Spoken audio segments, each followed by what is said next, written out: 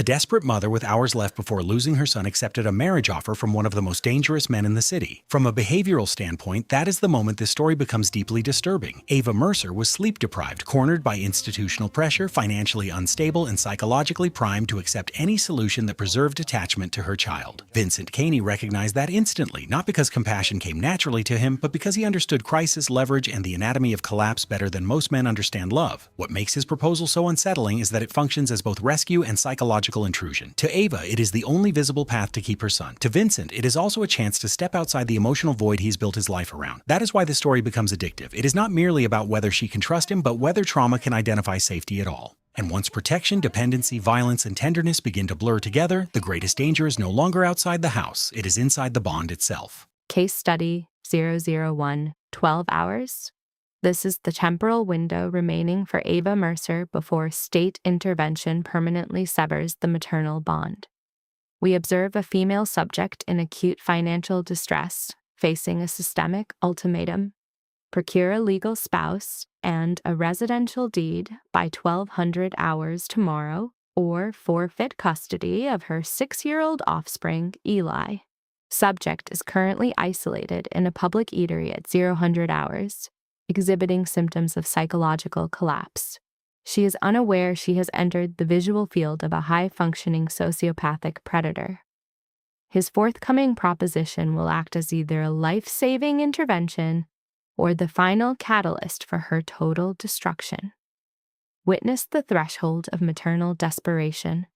Engage with the algorithm to track this dataset. The environment, Rosie's Diner. Environmental stressors include flickering fluorescent bulbs and decaying infrastructure. The setting is clinically desolate at 00:15 hours. Our primary subject occupies a rear booth, her psyche currently undergoing a rapid, unspooling fragmentation as she perceives her reality collapsing in real time. Mercer exhibits a defensive physical posture, attempting to suppress vocalized distress. Evidence on the table, legal correspondence, functions as the external source of her trauma. The documentation demands a transition from a precarious single-parent status to a stabilized dual-parent domestic structure by midday. Deadline March 15th. The subject is trapped in a chronological vice. Observation. A secondary actor, Gloria, offers a chemical stimulant, caffeine. Mercer declines, likely due to a scarcity of liquid assets, specifically the inability to spare $2. Her financial impotence is absolute. The subject is currently avoiding her primary residence, a substandard living unit where the child, Eli, is under the surveillance of a neighbor. Retrospective analysis reveals a history of domestic escape. 6 months prior, she fled Marcus Chen, a surname coincidence that added a layer of irony to her displacement. The marital history indicates a 3-year cycle of intermittent domestic violence. Mercer managed her trauma through concealment, cosmetics, and long sleeves until the threat shifted to the child. She evacuated the premises with $17, a classic flight response triggered by the instinct to protect her genetic legacy. Disparity of power. The antagonist, Marcus, utilizes generational wealth to manipulate the judicial machine. Mercer, conversely, is cognitively and physically exhausted from dual-shift labor. Lacking legal representation, she attempted to navigate the complexities of the court system solo, a strategic failure born of poverty. Initial judicial findings favored Mercer, establishing a supervised visitation protocol for the father. However, the antagonist viewed this as a tactical defeat. 2 weeks ago, he initiated a secondary legal assault, utilizing a narrative of instability and dangerous conditions to undermine Mercer's custody. The legal strategy employed against her was a masterpiece of psychological warfare. Weaponized truths and fabricated contexts. Surveillance footage of her car failing and documentation of a public emotional breakdown at a grocery store were presented as evidence of psychiatric incompetence. The subject is being gaslit by a reality that is objectively failing her. The court evaluator, while empathetic, ultimately prioritizes systemic metrics over emotional bonds. Mercer's housing is classified as precarious, and her 70-hour workweek is viewed as a deficit in parental presence rather than a survival necessity. Mercer attempts to argue from a position of biological and emotional attachment, but the evaluator dismisses this. The court values the stability offered by Marcus, a suburban residence, and a replacement maternal figure, Jennifer, over the subject's raw maternal instinct. The realization of Marcus's rapid remarriage functioned as a psychological bludgeon. The judge's compromise was, in fact, an impossible performance metric. Mercer was given 30 days to manufacture a middle-class life from a state of total destitution. The subject entered a phase of manic searching, applying for resources that do not exist for her demographic. She briefly considered the dating app strategy, a desperate attempt to acquire a proxy husband, before logic momentarily returned. Then the antagonist accelerated the timeline to 12 hours, a state of acute panic. Mercer attempted to negotiate with her landlord, a low-empathy individual who views her as a financial liability, and sought help from overextended social agencies. Every external support pillar has crumbled under the pressure of the deadline. Her final attempt at connection, a call to an estranged maternal figure, resulted in a disconnected line. Total social isolation has been achieved. The subject has retreated to this diner to process the impending loss of her child. Mercer's dignity is in a state of advanced erosion. She utilizes a napkin to mask her physiological response to grief, believing herself unobserved. This is an error. In the shadows of the unlit booth sits a high-level observer, a man who exists entirely outside the norms of her socioeconomic reality. The observer, Vincent Caney. He is an anomaly in this environment. A man of extreme wealth and zero public profile, he is currently seeking anonymity following a failed negotiation with the Volkov Syndicate. His presence here is a clinical coincidence of high magnitude. Caney is currently managing external threats from Russian operatives regarding his logistics empire. While he possesses the tactical means to neutralize such threats, the constant state of hypervigilance has induced a rare state of psychological fatigue. At 42 years of age, Caney is experiencing a crisis of purpose. He has spent decades constructing a labyrinth of legitimate and illicit interests.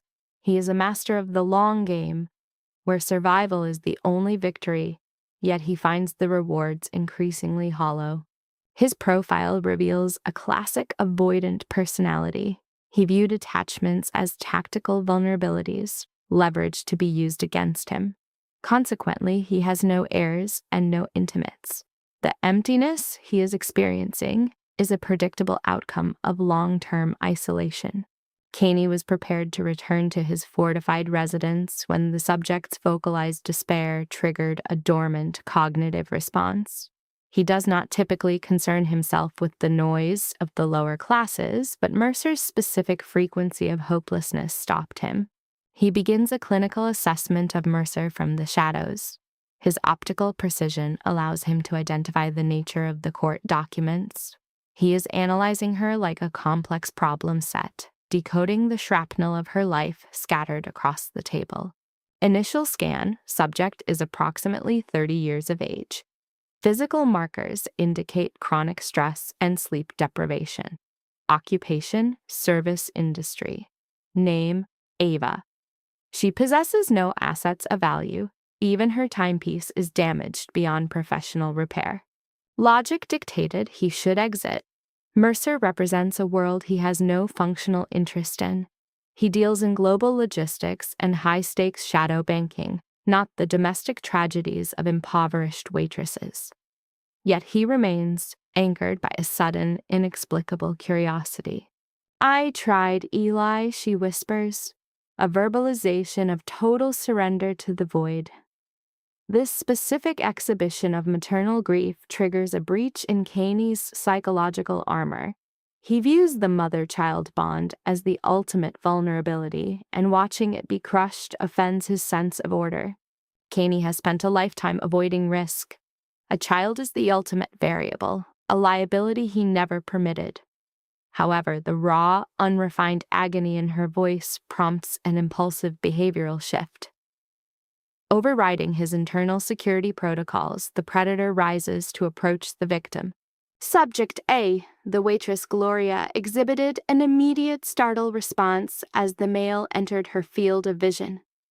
He navigated the environment with a calculated, predatory grace toward the rear booth. The primary subject, Ava, remained oblivious to his approach, locked in a hyperfixation on a physical stimulus, a photograph of a male child, approximately 5 years of age, displaying the typical markers of developmental joy. "That is a sophisticated rendering," Vincent remarked, his voice a low-frequency anchor. Ava's physiological reaction was acute: spinal rigidity and sudden pupil dilation. Her subconscious defense mechanism manifested as a frantic attempt to shield legal documents, the artifacts of her domestic collapse. "My apologies," she stammered, an involuntary verbal tic common in trauma victims while attempting to purge her facial distress. Vincent maintained a calculated proximity, his posture telegraphing a controlled dominance masked by high-end tailoring. Standing at 6 feet 2 inches, with premature graying at the temples, he possessed the analytical gaze of a behavioral expert. "Your presence is not a disruption," he observed clinically. "I noted your acute emotional dysregulation and chose to intervene." Ava emitted a fractured vocalization, a hybrid of hysteria and despair. She waited for the interloper to terminate the encounter, but he remained stationary, his expression a complex Rorschach test. It was not empathy. It was the chilling, academic look of shared pathology. "My intent is not to violate your personal boundaries," Vincent stated with surgical precision. "However, I possess the capacity to mitigate your crisis." Ava's response was a bitter defense mechanism, mocking the impossibility of salvation unless through supernatural intervention. Realizing her social friction, she cited extreme cognitive stress. Vincent's ocular focus shifted to the legal filings she was unsuccessfully attempting to conceal. Custody proceedings. Her defensive perimeter intensified instantly, a classic territorial response to a perceived threat. Vincent performed a tactical retreat, acknowledging her privacy. Yet as he initiated his withdrawal, her verbal restraint shattered. "They are seizing my child," she confessed, a sudden, desperate purging of a high-stakes secret. Vincent pivoted with measured deliberation. Ava was now in a state of full emotional collapse, staring at the image of Eli. The ultimatum was stark. She had until 12 noon tomorrow to manifest the illusions of stability, a permanent residence and a marital partner, or the paternal entity would gain total control. "It is an impossible metric," she sobbed, hiding her face in a gesture of absolute defeat. Vincent remained inert, processing the data. A legal siege with a terminal deadline. A vulnerable subject with zero structural support facing a systemic leviathan. His cognitive faculties immediately began a cost-benefit analysis. This was a non-essential variable in his life, yet his internal void was generating a different set of equations entirely. The logical path dictated an immediate exit, but his own psychic vacuum demanded intervention. "Consider the possibility of resolving both requirements before sunrise," Vincent proposed softly.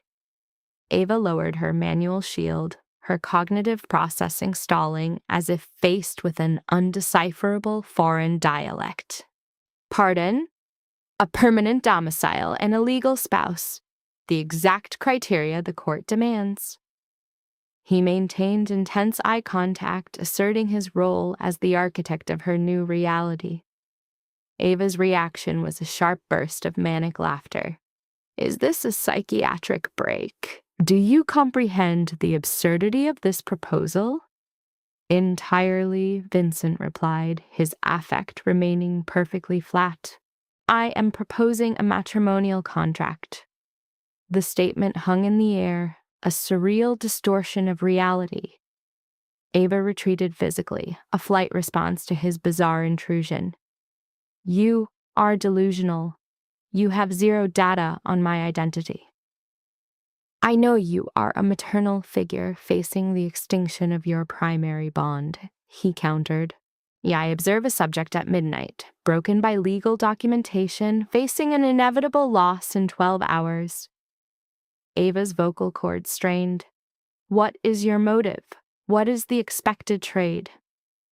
It was a rational inquiry. Vincent's internal motivation was a labyrinth of shadowed intent and a burgeoning savior complex. The truth was multifaceted. He could have detailed his own existential rot, the realization that his empire of capital was a hollow monument. He might have admitted that rescuing her was a play for moral redemption or a cure for his own chronic isolation. The potential for this artificial construct to evolve into a genuine attachment crossed his mind, but he could not disclose such vulnerabilities to a subject who already viewed him with justified paranoia. Instead, he presented a utilitarian front. I have vast resources lying fallow. You have a critical deficit. I can bridge that gap. Ava's rejection was visceral. Altruism of this scale is non-existent. There is always a hidden cost. There is always a parasitic element to such an offer. Your skepticism is a healthy survival instinct, Vincent conceded. But analyze the alternative. Without intervention, what is the certain outcome at 12 noon? The logic acted as psychological blunt force trauma. Ava's emotional containment failed completely. Precisely, he whispered. What risk remains when you have already lost everything? She searched for a reason to refuse, but the math of her despair favored the stranger. I have zero financial capital, she murmured, an admission of her low socioeconomic status. Capital is irrelevant, he replied. Vincent's objective was not monetary. It was a bid for a new identity beyond the cold, sociopathic facade he projected to the world. My primary objective is the preservation of your maternal rights, he stated finally. The logistics of our arrangement will follow. Ava scrutinized his features, hunting for the tell of a megalomaniac narcissist. She found only a terrifying, focused calm. Identify yourself, she demanded, her voice a fragile whisper. Vincent Caney. The moniker carried no weight for her. She was insulated from the criminal underworld, where his name functioned as a synonym for ruthless efficiency. To Ava, he was merely a sophisticated anomaly. I am Ava Mercer, she responded. And you must understand, Eli is my entire universe. If this is a sadistic game, I will... It is not a game, Vincent interrupted, his tone conveying an ironclad finality. You have my guarantee. A stranger's guarantee is statistically worthless. Then allow me to provide empirical evidence. He migrated into the booth, his movements telegraphed to minimize her threat perception. Detailed the specific judicial requirements. Let us evaluate the feasibility of this operation. Ava experienced a moment of cognitive dissonance before surrendering the legal documents. Vincent performed a rapid diagnostic scan of the text, his expression remaining an impenetrable mask of neutrality. When he concluded, he looked up. The court demands verified permanent housing, a multi-bedroom residence in a high-performing district, documented financial stability, and a valid marriage certificate. He paused to ensure she followed the assessment. This is entirely manageable. In 12 hours, she gasped. If we initiate the protocol immediately. Vincent activated his mobile device, his mind already executing a complex logistical sequence. I possess a portfolio of high-end real estate, including a 4-bedroom asset in Riverside Park that is currently unoccupied. We will establish your residency tonight. My legal team will facilitate an expedited marriage filing. The administrative office opens at 8 a.m. We finalize the union by 9 and possess certified documentation by 10. He articulated the plan with the chilling efficiency of a man rearranging pawns. Ava felt the onset of psychological vertigo. This is a psychotic break. This is not how society functions. Extreme pathologies require radical interventions, Vincent stated. You are in a state of total resource exhaustion. I am the only viable solution. Ava's suspicion piqued. What is your endgame? Do you intend to... She could not vocalize the potential physical violations she feared. Vincent anticipated the inquiry. I anticipate zero physical intimacy, he clarified, neutralizing her fears. This is a strictly legal partnership.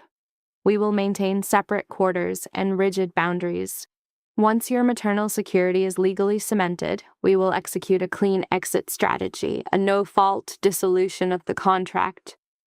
It was a clinical masterpiece of a proposal. Every survival instinct warned of a trap, yet a subconscious sliver of hope suggested this was the ultimate psychological outlier. A miracle.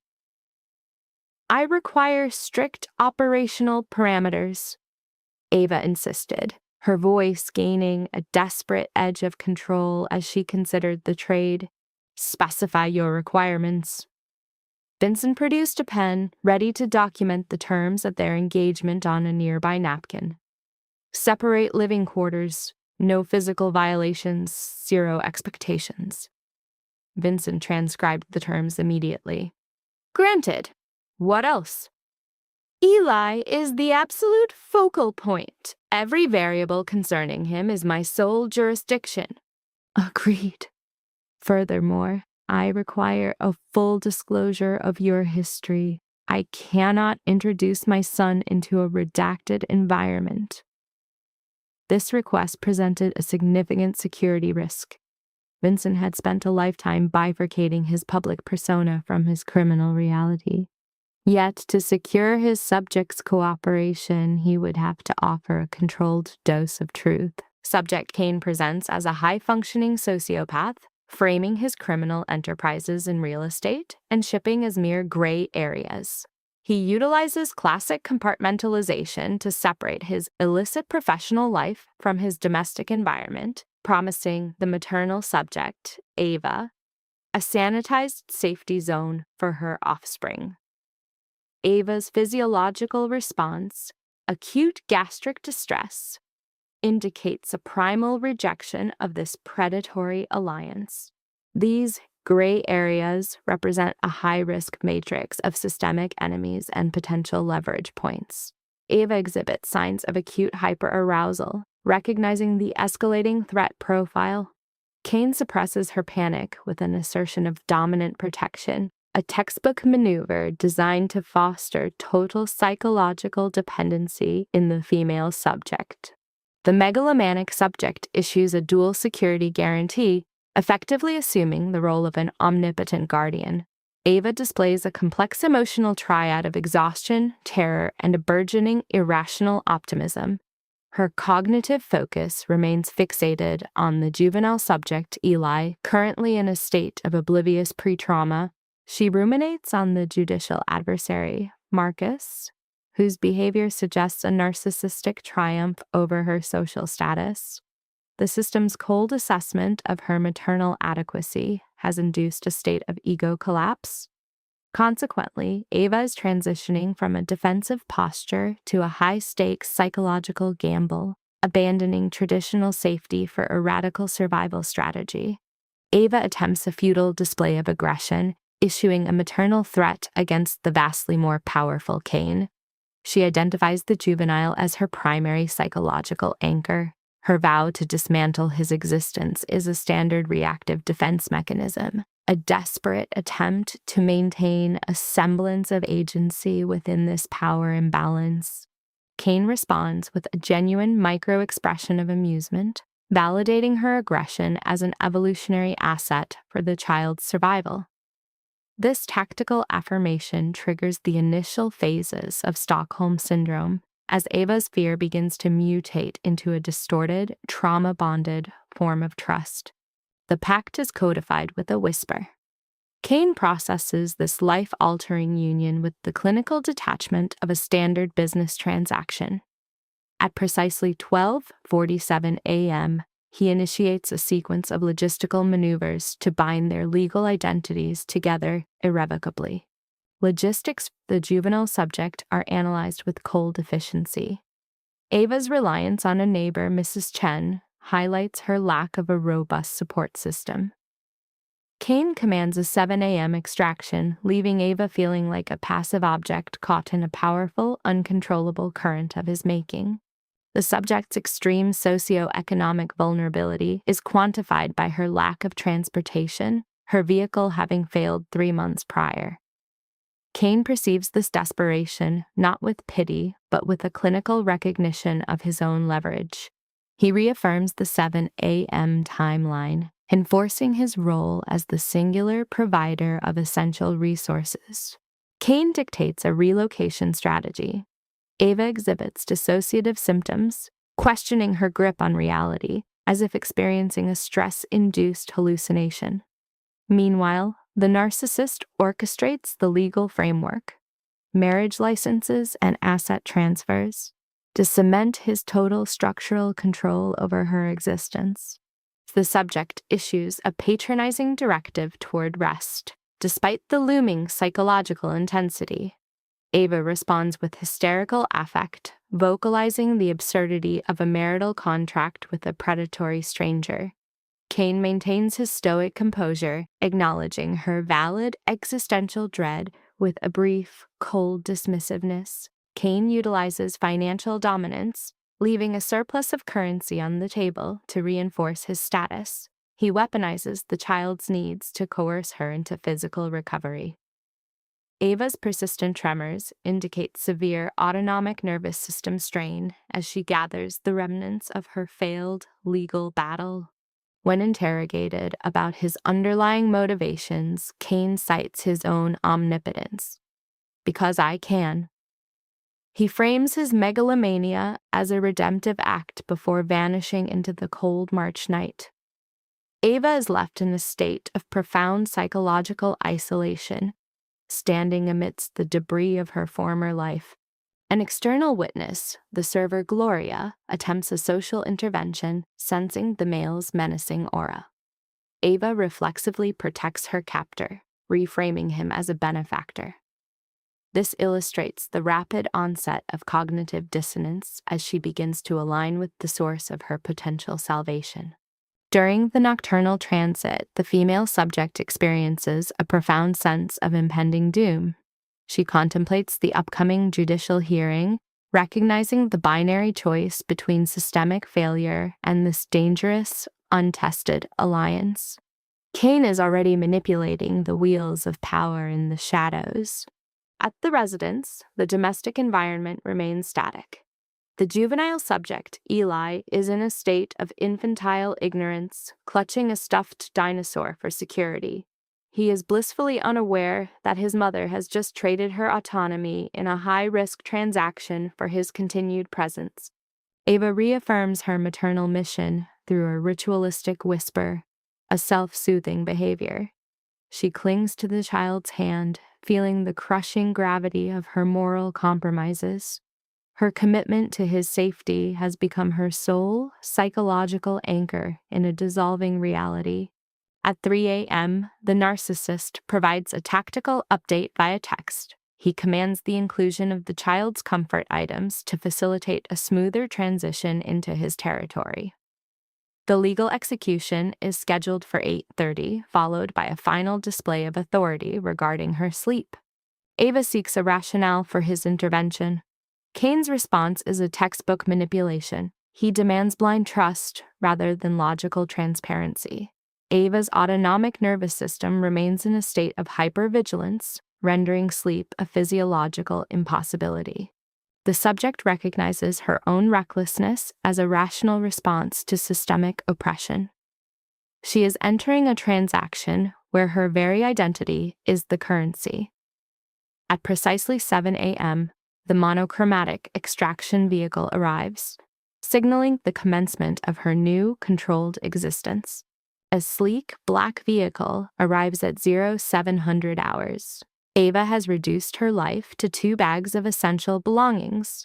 The juvenile subject displays signs of confusion and sleep deprivation, which Ava mitigates with a euphemistic narrative of a new place to reduce his anxiety. An operative named Thomas facilitates the transfer, his expensive attire signaling Kane's vast resource pool. The child exhibits avoidant behavior, retreating to his mother's side as the socio-economic shift becomes physically manifest through the presence of Kane's staff. The transit represents a rapid socio-economic migration through the city. As they move from urban decay to affluent corridors, the juvenile subject shows signs of sensory fixation on the luxury environment.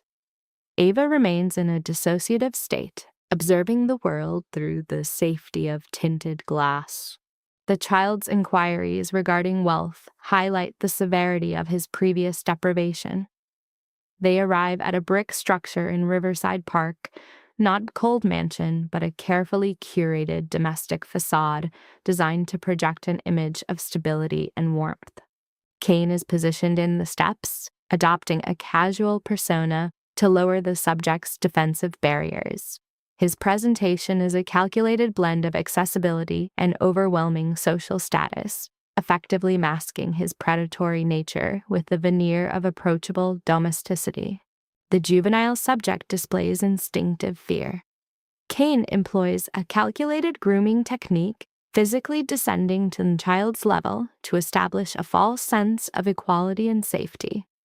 It is a masterful display of behavioral mirroring intended to disarm maternal suspicion. Kane utilizes the child's interest in dinosaurs to build instant psychological rapport. He offers the juvenile a private domain, a physical anchor within his territory. Ava observes this manipulation with a mix of relief and growing cognitive dissonance.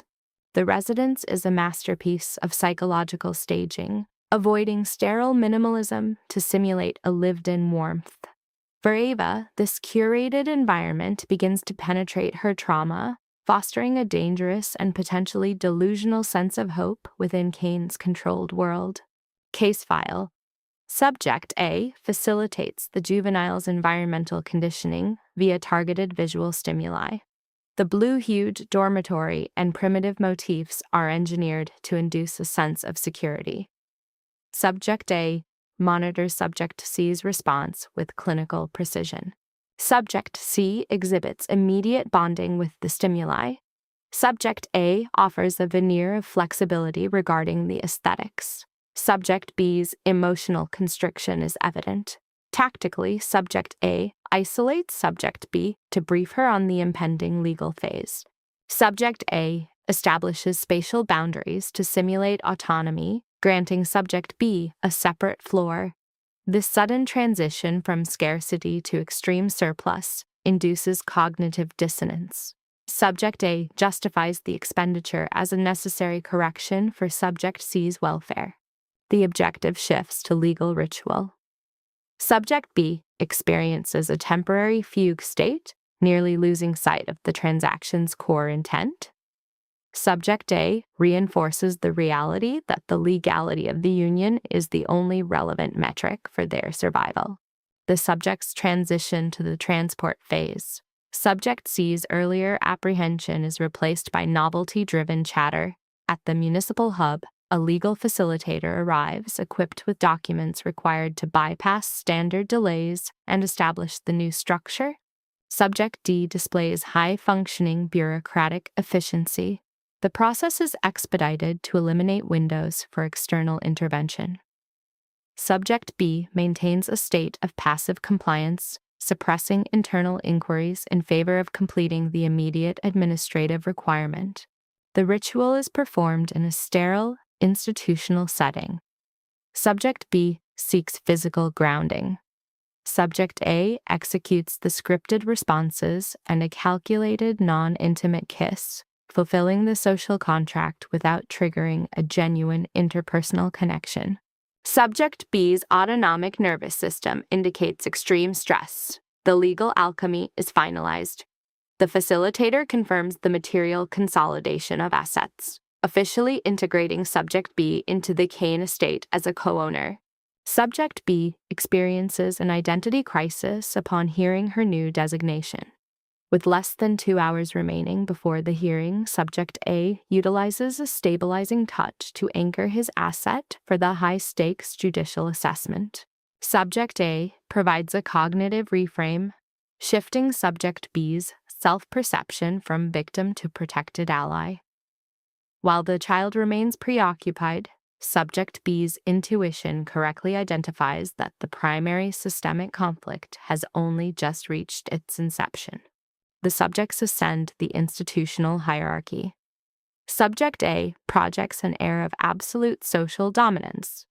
The legal facilitator carries the evidentiary burden required to neutralize the state's mechanical processing of Subject B's history. The imposing architecture is designed to trigger feelings of worthlessness in the marginalized. Subject B's trauma history is palpable. Subject C, sensitive to the shift in atmospheric tension, begins questioning the purpose of their surroundings. Subject B pacifies Subject C with a simplified narrative. Subject C's rapid attachment to Subject A suggests a successful projection of trust, which is essential for maintaining the facade of a stable, functional family unit. Subject A has successfully groomed the juvenile through material generosity and respect. They navigate a hallway saturated with the scent of systemic despair and the routine processing of fractured human lives.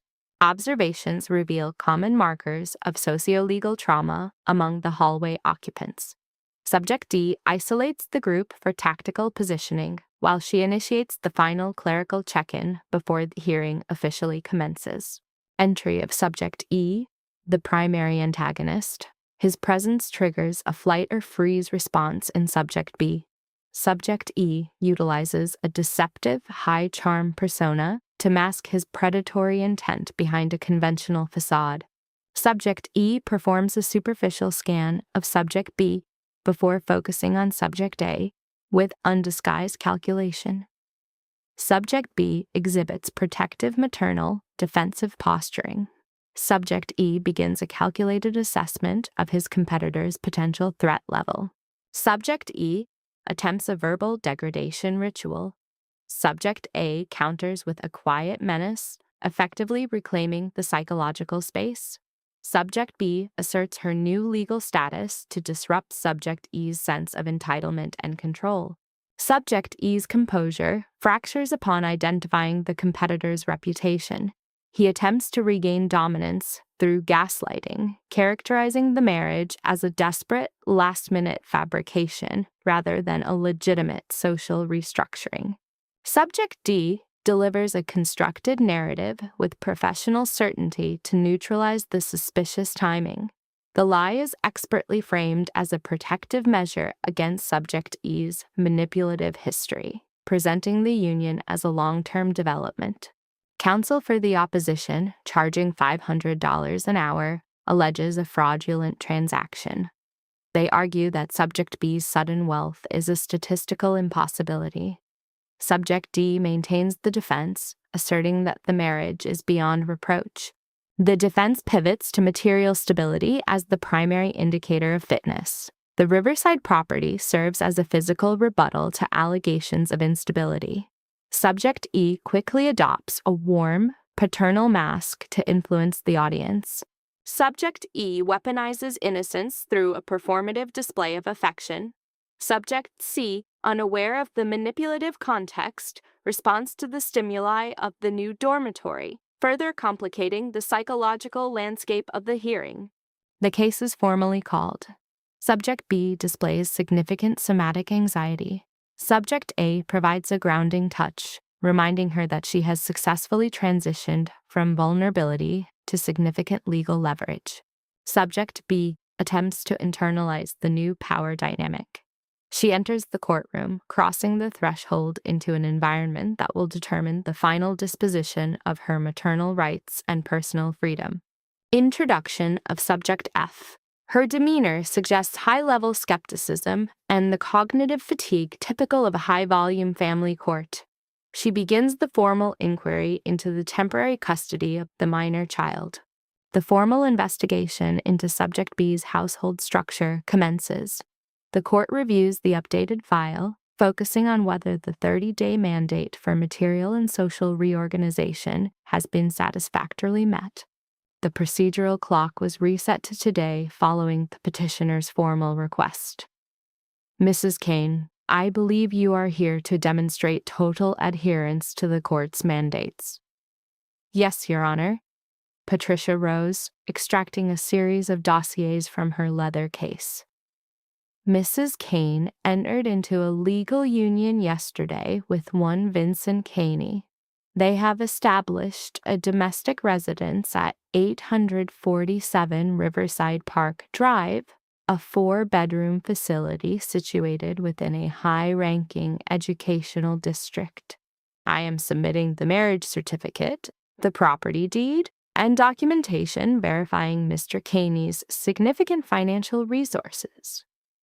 She moved toward the bench, delivering the administrative bundle. Judge Brenner performed a methodical forensic review of the papers, her face a mask of professional neutrality. Mr. Brennan, she eventually prompted, your client's rebuttal. Brennan stood, his features twisted into a sneer of ill-disguised contempt. Your Honor, we are witnessing a transparently fraudulent maneuver intended to bypass this court's valid psychological and safety concerns. Mrs. Kane has spent months in a state of financial collapse, failing to provide even the most basic environmental stability for the minor. Then, by some miraculous coincidence, 24 hours before this hearing, she fabricated a marriage to a man of means. The chronological proximity alone identifies this as a hollow sham. This timeline merely demonstrates that Mrs. Kane prioritized the court's directives and took decisive action to stabilize her environment, Patricia countered. A lawful marriage possesses no inherent fraudulence. I wish to cross-examine Mrs. Kane, Brennan interjected. I suspect her testimony will expose the true pathology behind this arrangement. Ava felt a sickening sensation of somatic dread settle in her gut. She was cognitively unprepared for a direct interrogation. She had no defensive script for the tactical probing designed to dismantle her carefully constructed facade. Mrs. Kane, please approach the witness stand, Judge Brenner commanded. Ava's motor functions were compromised by tremors as she walked.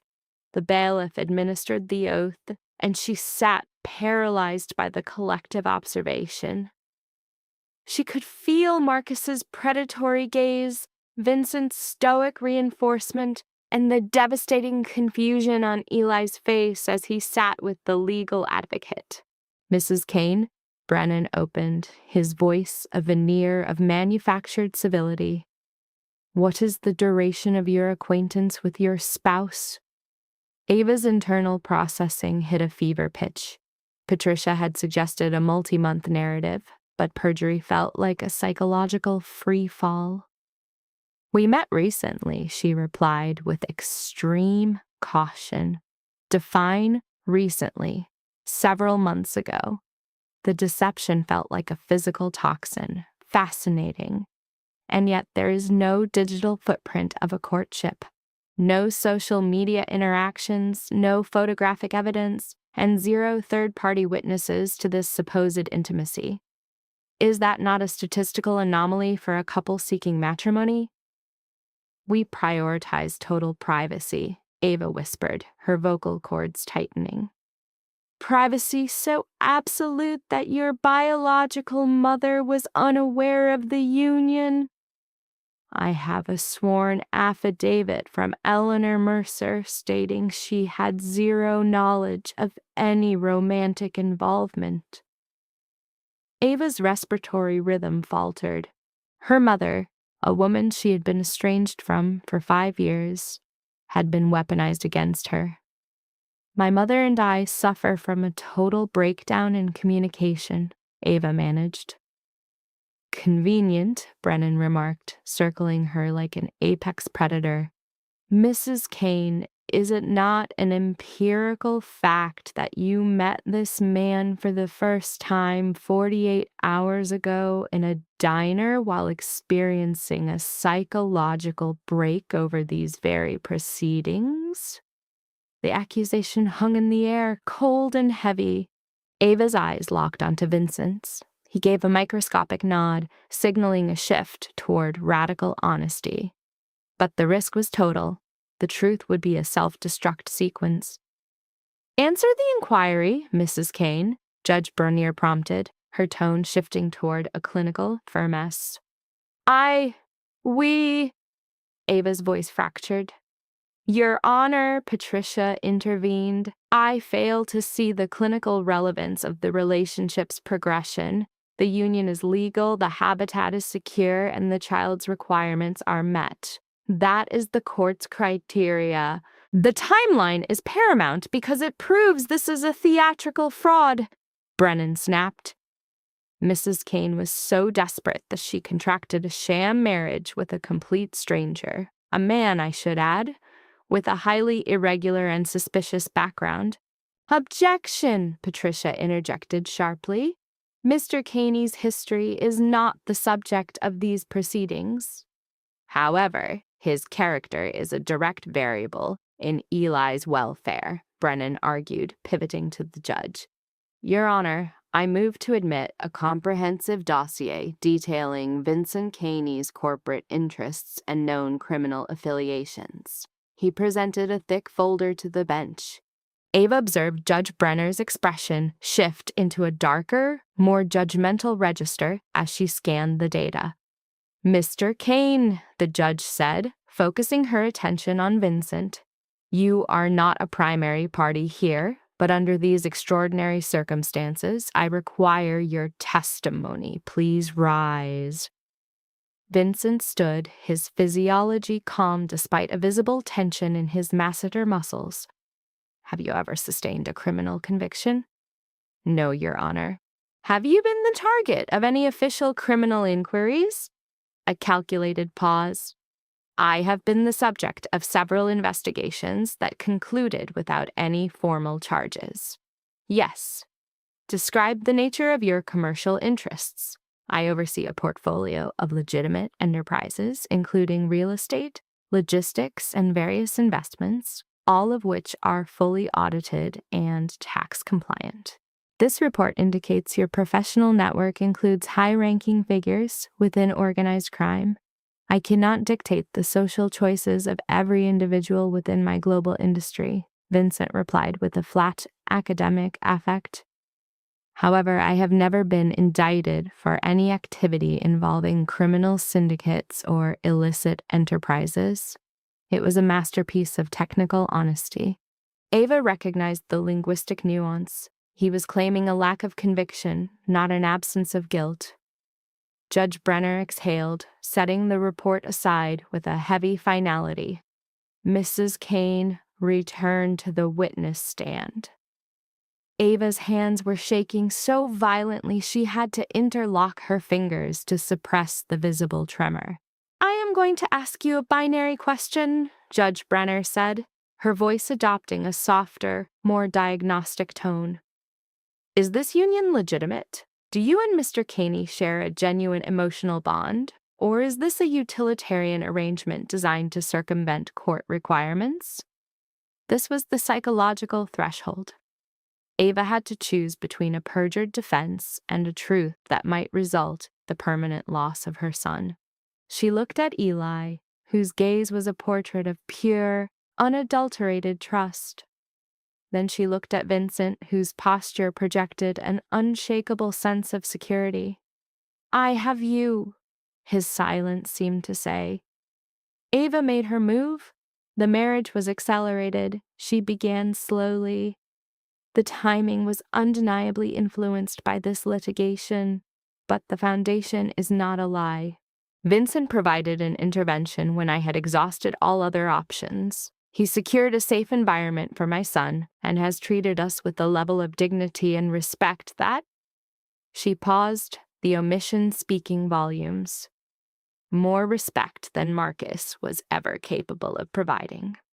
"So you are formally admitting this was a transactional arrangement for the sake of the court?" Brennan struck. "I am saying that Vincent recognized a human in crisis and chose to act," Ava stated, her voice regaining its strength.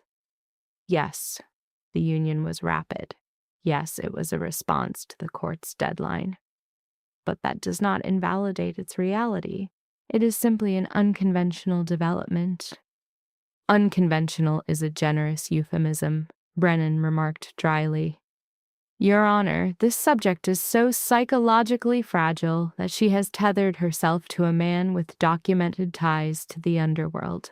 All of this to deny custody to a stable, nurturing biological father who provides— Nurturing? The word escaped Ava like a burst of repressed trauma. "You want to discuss nurturing?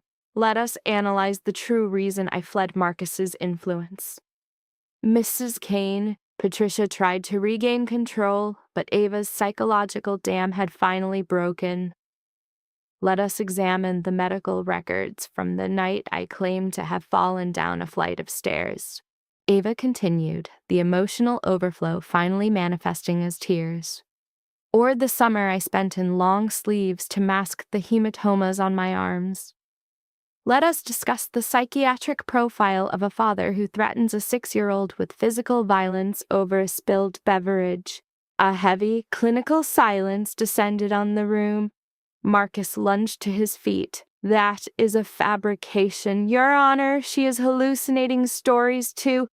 "Sit down, Mr. Chen," Judge Brenner barked. She turned to Ava, her analytical gaze now unreadable. "Mrs. Kane, are you formally alleging a pattern of domestic battery?" "Yes." Ava's voice was a fragile thread, yet it dominated the room. "I am alleging exactly that. Why is there no mention of this in the prior record? Why was this suppressed during the initial divorce?" "Because I was existing in a state of constant fear," Ava explained simply. "Because he possessed the capital and the legal machinery, and I had zero resources. I believed that if I made a quiet exit, I could insulate Eli and rebuild. I trusted that the judicial system would recognize my son's safety and emotional health as the primary variables. But the system was biased, wasn't it? Because I am impoverished, working 2 jobs and living in a substandard studio. Apparently, those factors outweigh Marcus's real estate, his new domestic partner, and his generational wealth." She was weeping openly, the tactical strategy completely abandoned. "So, yes, I married Vincent with extreme haste. Yes, it was a response to this hearing. But I married a man who displays gentleness toward my son, who respects my boundaries, and who ensured Eli had a bedroom filled with his favorite things. I married a man who offered a lifeline without demanding a reciprocal payment. It may not be traditional, and it may not fit your diagnostic criteria, but it is functional. It is more authentic than Marcus ever was while performing the role of good father for this court." Judge Brenner leaned back, dissecting Ava with an intense clinical focus. The judge's attention then shifted to Marcus, whose face was a study in repressed hostility. "Mr. Brennan, does your client wish to offer a rebuttal to these specific allegations?" Brennan held a hushed consultation with Marcus. My client categorically denies any history of abuse. Mrs. Kane has no police reports, no protective orders, and zero empirical evidence to support these claims. This is clearly a desperate attempt to— I have the evidence, Vincent interjected quietly from the gallery. Every person in the room pivoted toward him. Mr. Kane, Judge Brenner noted with a raised eyebrow, you possess evidence of domestic battery against the petitioner. Vincent rose, retrieving his mobile device. When Ava disclosed her history to me, I tasked my security detail with retrieving hospital admissions, emergency call logs, and witness statements from her previous residential complex. Subject Caney bypassed standard procedural protocols by presenting a comprehensive dossier, a calculated maneuver that left the attorney oscillating between indignation and clinical admiration. The magistrate requested his immediate proximity for a private consultation.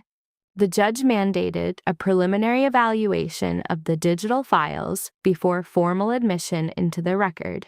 As she scrutinized the data, her facial muscles exhibited significant tension, eventually leading her to declare a 30-minute intermission for tactical reassessment.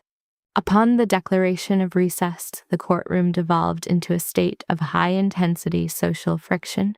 The attorney confronted Caney with aggressive verbalization regarding his withheld data, to which he responded with a characteristic display of emotional neutrality.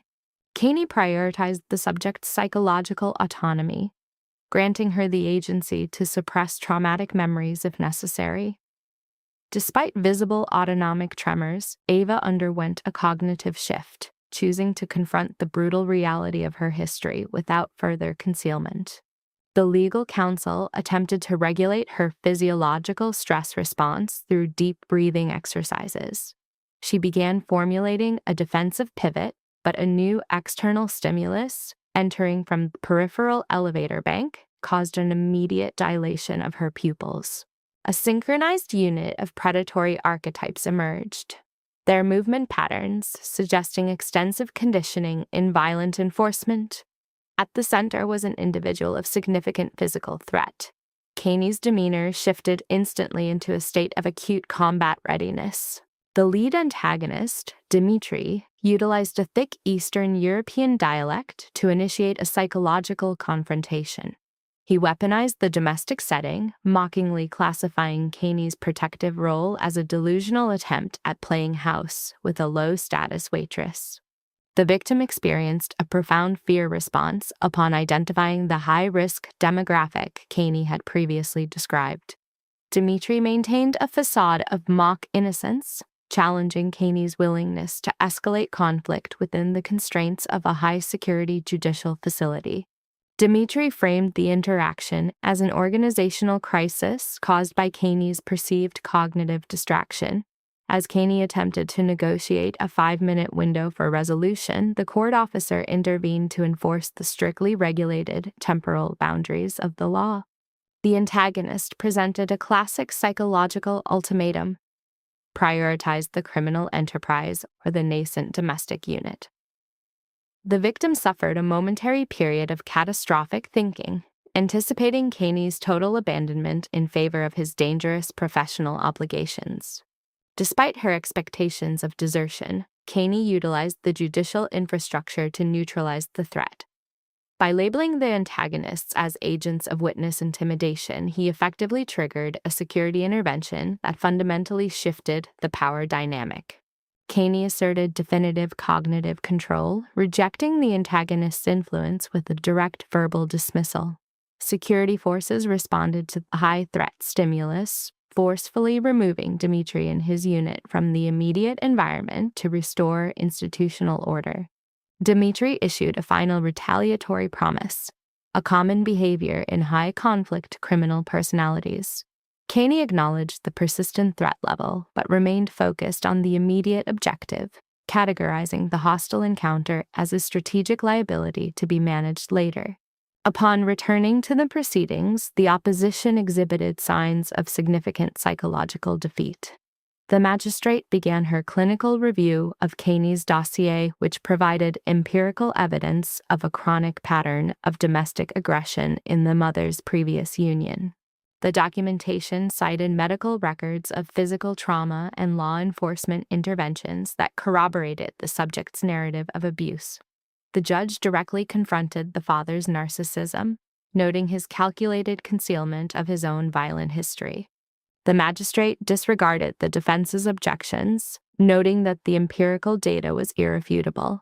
She acknowledged that while the subject had met all environmental criteria for custody, the unconventional nature of her current domestic arrangement remained highly irregular.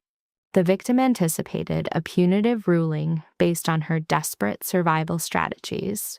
However, the judge characterized her actions not as fraud, but as a resourceful response to a predatory cycle of control, viewing her unconventional choices through a lens of necessity. The court identified the husband's weaponization of the legal system as an extension of his abusive control. The magistrate's clinical objective shifted toward the minor's developmental welfare, assessing the child's stability within the current protective environment. Finding no evidence that the father's environment offered psychological or physical safety, the judge exerted total dominance over the courtroom. She effectively silenced the husband's protest, signaling that his manipulative influence had reached its terminus. The court granted primary custody to the mother, while the father was relegated to supervised visitation contingent upon his completion of intensive behavioral modification programs. The Caney-Ava union was placed under a 6-month observational period for further evaluation. The magistrate established a social contract with the mother, demanding a commitment to the child's best interests. Ava responded with an uncontrolled emotional release, acknowledging the end of the acute crisis phase as her legal nightmare subsided. The judge scrutinized Caney's opaque psychological drivers, warning him that the child's developmental needs require consistent emotional presence rather than tactical intervention. Caney accepted the terms with a quiet assertion of commitment before the proceedings were concluded. Following the final strike of the gavel, the subject's adrenaline levels plummeted. The minor, seeking a return to a safe environment, requested his dinosaur-themed room, an anchor of stability in his world.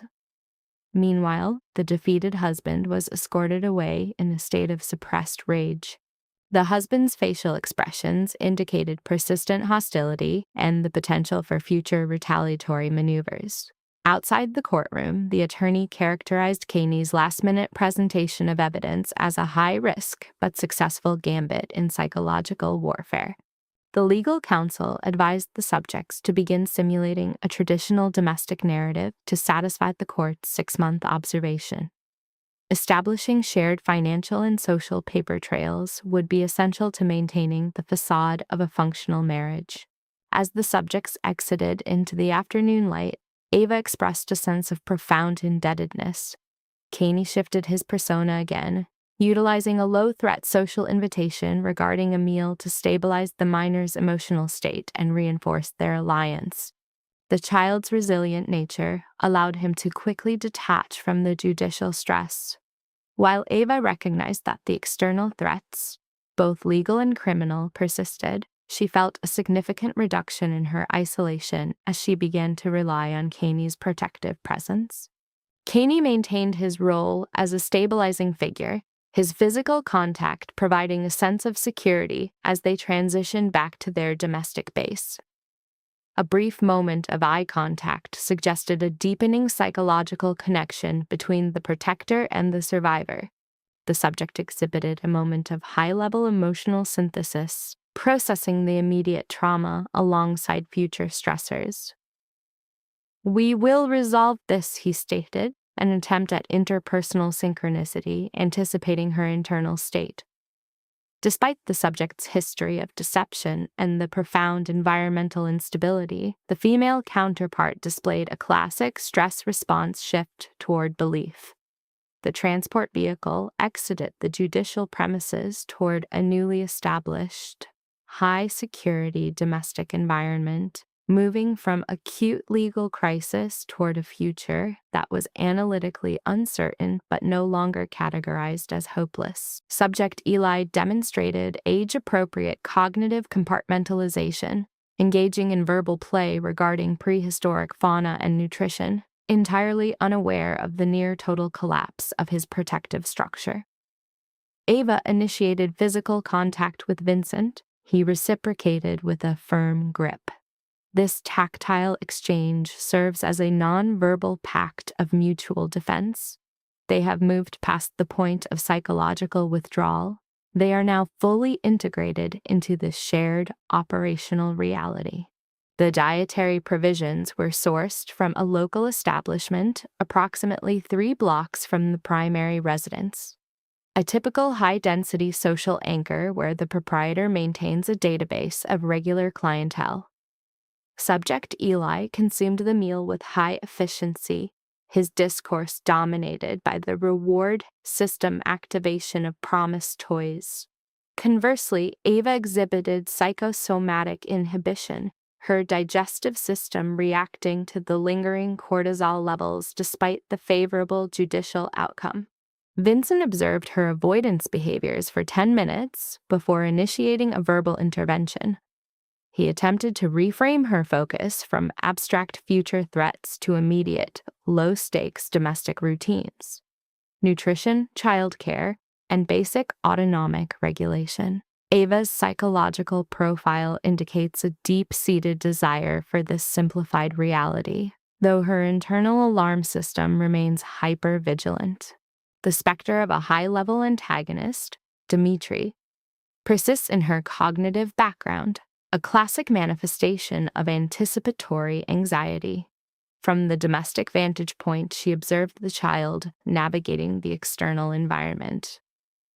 Vincent had preemptively modified the terrain with recreational equipment within a 24-hour window. The child's tentative interaction with the swing set suggests a fragile grasp on permanency, common in victims of chronic displacement. The subject requires time to normalize this environmental stability, Vincent observed. A clinical assessment of the child's trust issues. He utilized a caffeinated beverage as a social bridge, bypassing verbal consent to establish care. Ava acknowledged her own parallel lack of stability. When she pressed for details on the courthouse confrontation, Vincent exhibited a physiological stress response, a tightening of the masseter muscle. He identified the antagonists as affiliates of the Voloff organization, a known criminal syndicate. Vincent is currently attempting a disassociation phase from these entities, which has triggered a hostile response. He explicitly detailed the nature of his shadow operations: illicit logistics, undocumented transit, and the circumvention of regulatory oversight. He maintained direct ocular contact, a sign of high-stakes transparency.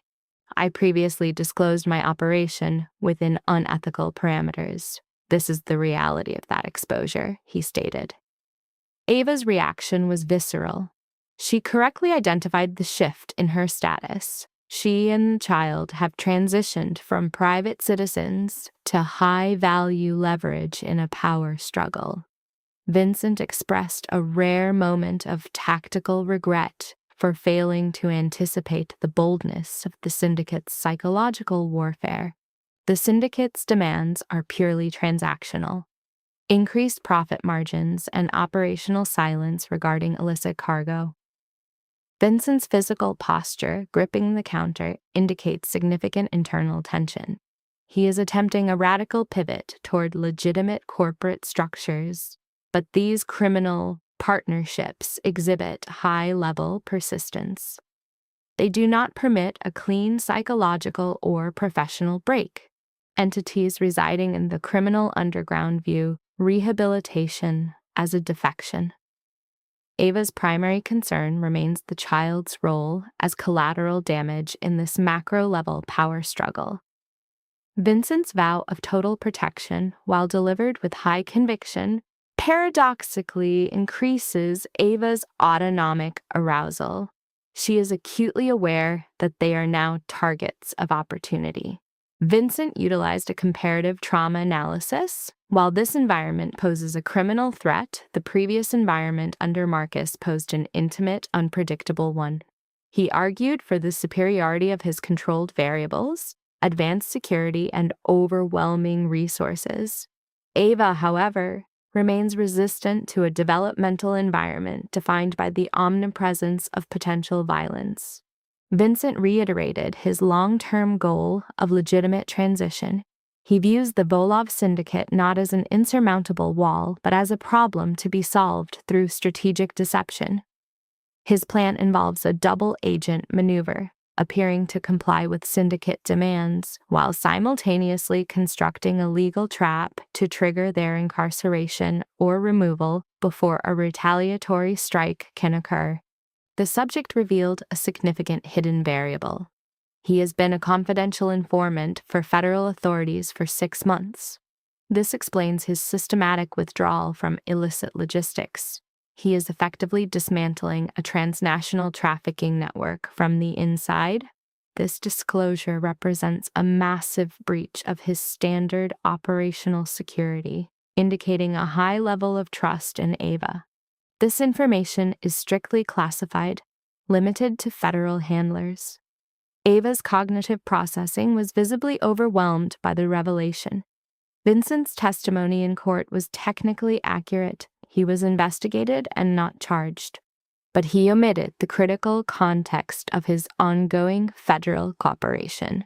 Vincent maintained an affect of cold neutrality.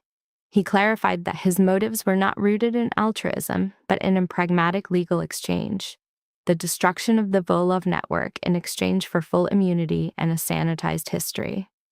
He is systematically deleting his criminal identity to facilitate a new, legitimate persona.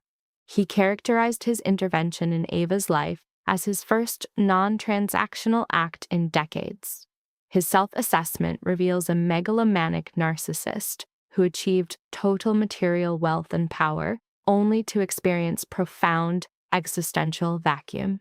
He perceives in Ava a narcissistic supply of a different kind, the opportunity to derive meaning through a redemptive narrative. Ava questioned how deeply he was truly committed. Vincent responded by thoughtfully reflecting on her character, her willingness to sacrifice for the child, her resilience, and the quiet strength she rarely revealed. He moved closer in a calm, careful manner, mindful of her boundaries, offering a gentle and reassuring gesture, an intentional effort to build trust and emotional connection. He expressed a desire for a fundamental character shift, to become a man worthy of her trust. This goal was interrupted by a sudden external stimulus, the doorbell. Vincent's demeanor reverted instantly to a high-alert tactical state. He directed Ava to secure the child while he moved to neutralize the potential threat, likely armed with a concealed weapon. He approached the threshold with the controlled kinetic energy of a professional combatant. Ava, exhibiting a self-preservation instinct, positioned herself to monitor both the child and the auditory data from the front door. The arrival of Marcus, the original primary aggressor, triggered an immediate freeze response in her circulatory system. Marcus attempted to frame his presence as a reasonable request for parental access, a common manipulative tactic. Vincent's response was a clinical rejection. He enforced the boundaries of the supervised visitation order, noting that Marcus's unannounced arrival was a violation of legal and social protocols. Marcus exhibited escalating aggression, a hallmark of his abusive profile. He characterized the current arrangement as a fraud, attempting to assert dominance over the interloper. Vincent countered with a cold, legalistic threat. Follow the court's mandate, or face immediate judicial repercussions for contempt. Vincent's tone shifted into a predatory register.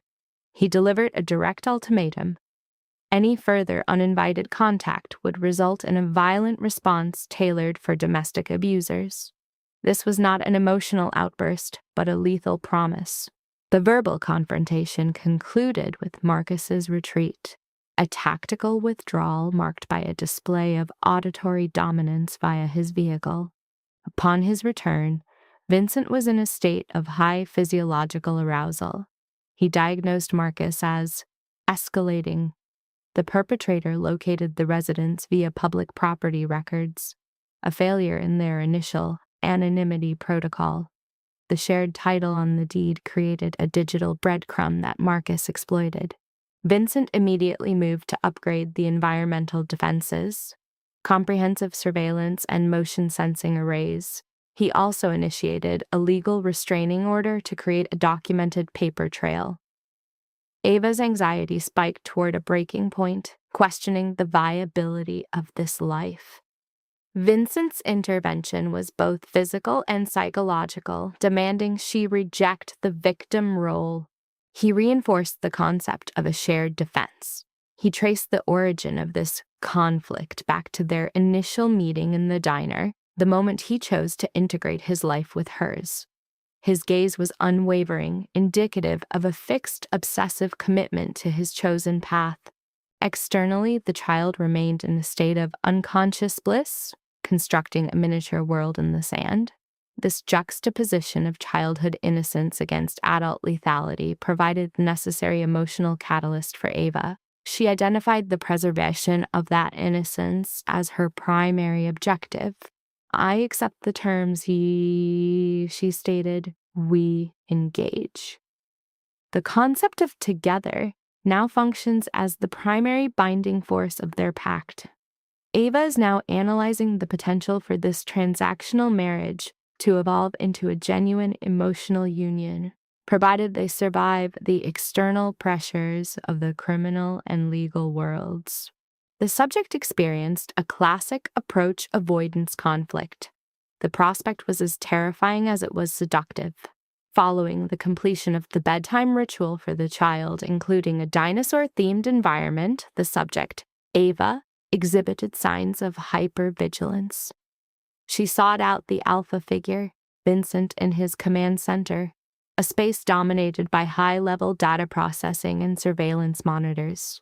Entering the room, she offered a standard social apology, which Vincent dismissed, identifying her state as post-adrenaline insomnia. He invited her into his inner sanctum. Her posture, feet tucked, minimizing her profile, suggested a need for security. Vincent explained his current objective, the systematic extraction of his assets from criminal enterprises.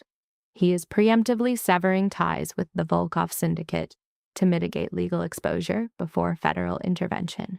When questioned at the level of physical risk, Vincent's assessment was cold and realistic. He operates in a high-threat environment where danger is a baseline constant. He acknowledged that the Volkovs would view his cooperation with the Bureau as a capital offense.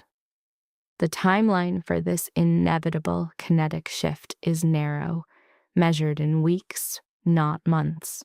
He performed a focused behavioral analysis of her, maintaining transparency about the impending instability. To counter the threat, he has established a series of protective layers: safe houses, private security, and legal buffers. He treats his promise of protection as an absolute directive, a non-negotiable safeguard for her and the child. The subject questioned his underlying motivation, searching for a hidden agenda or a predatory ulterior motive.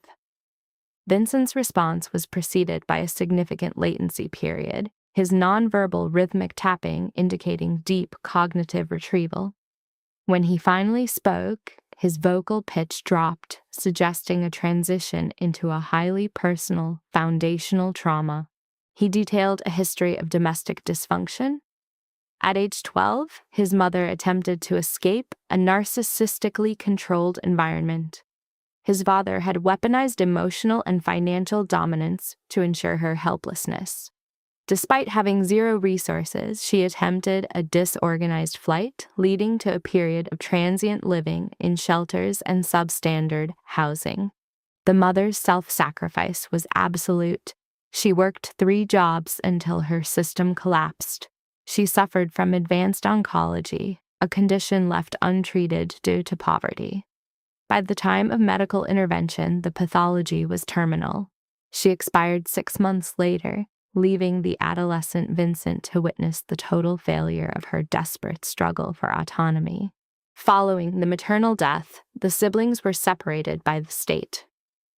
Vincent's transition into adulthood was marked by the harsh reality of aging out of the foster system at age 18. He explained that his current actions are a reactionary response to his childhood helplessness. He has transformed his past trauma into a drive for absolute power, vowing to act as the ultimate protector for those facing similar, impossible battles. He views his intervention in her life as a form of symbolic reparation, a redoing of his mother's failed escape. When he observed her in the diner, overwhelmed by legal documents and a ticking clock, he experienced a psychological trigger. He didn't see a stranger. He saw a surrogate for the woman he couldn't save 3 decades ago. The subject's emotional response was visible, though Vincent remained cynical regarding his own moral standing. He categorized himself as a man who has committed significant transgressions to acquire his current influence. He views his assistance to her not as an act of goodness, but as a complex psychological exercise in achieving closure with a haunting maternal ghost. In a spontaneous display of empathy, the subject initiated physical contact. Vincent's surprise was evident as she expressed gratitude for his transparency and protection. His physical response, a firm, warm grip, signaled a grounding connection. He attempted to deflect the gratitude, but she insisted on acknowledging the restoration of her hope. The two shared a moment of intense interpersonal chemistry, a high-stakes emotional charge that neither was equipped to clinically define. Ava broke the contact, demonstrating a defensive retreat from the vulnerability of the moment. The proximity had reached a threshold that threatened her established emotional boundaries. As she prepared to exit, Vincent reinforced his commitment to her security. He reaffirmed his desire to be perceived as a reliable, trustworthy figure. He categorized his protection of her and the boy as non-conditional, an absolute assurance that remains independent of the volatility involving his criminal associates or the biological father. Over the subsequent 21 days, the group settled into a period of manufactured domesticity. Vincent successfully implemented a sophisticated security net and a legal barrier, a restraining order, to neutralize Marcus. The environment was meticulously controlled to provide the illusion of safety. The child Eli demonstrated high psychological resilience, adapting quickly to a prestigious new academic setting. Vincent participated in the proud parent masquerade, displaying the child's art on the refrigerator. After 72 hours of psychological pressure, Vincent convinced Ava to resign from her menial labor positions to focus on the objective of household stability. His argument was pragmatic. The court required a performance of a traditional stable marriage. He identified her 70-hour work week as a liability to their legal strategy. When she resisted financial dependence, he countered with a legalistic view of their union, asserting that their assets were now legally intertwined. To force compliance, he performed a rapid financial integration, adding her to his primary accounts. He framed this as financial entanglement for the court's benefit. The subject was confronted with the visual evidence of his extreme wealth, a 6-figure balance that induced a physiological sensation of vertigo. He issued a command for her to cease her resistance regarding expenditures. Consequently, she entered a state of learned luxury, navigating high-end retail environments without the stress of resource scarcity. She began purchasing premium items for the child and herself, a sharp departure from her previous survival-based shopping habits. She adopted a domestic role, preparing evening meals as a way to balance the power dynamic. While Vincent managed the high-level security and legal threats, she provided the emotional labor. These dinners transitioned from a felt obligation into a grounding ritual for the developing family unit. During these sessions, Vincent performed the role of an attentive father figure, engaging with the child's playground narratives with clinical focus. He translated his complex corporate dealings into simplified language for the boy. Ava remained an observer, noting the growing emotional attachment with a sense of internal conflict. Beneath this facade of tranquility, the criminal business variables were intensifying. Vincent became increasingly sequestered in his study, engaging in low-frequency, high-stakes communication. The atmosphere was one of pre-storm tension, where the domestic and the criminal worlds were nearing a collision point. A federal agent, Sarah Chen, became a frequent nocturnal visitor to the site.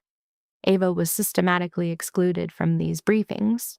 Vincent utilized a protective withholding strategy, theorizing that the subject's safety was directly proportional to her lack of specific, incriminating knowledge regarding the investigation. He defined the potential for retaliation from the Volkovs in cold, clinical terms. He demanded a total surrender of her autonomy to his expertise.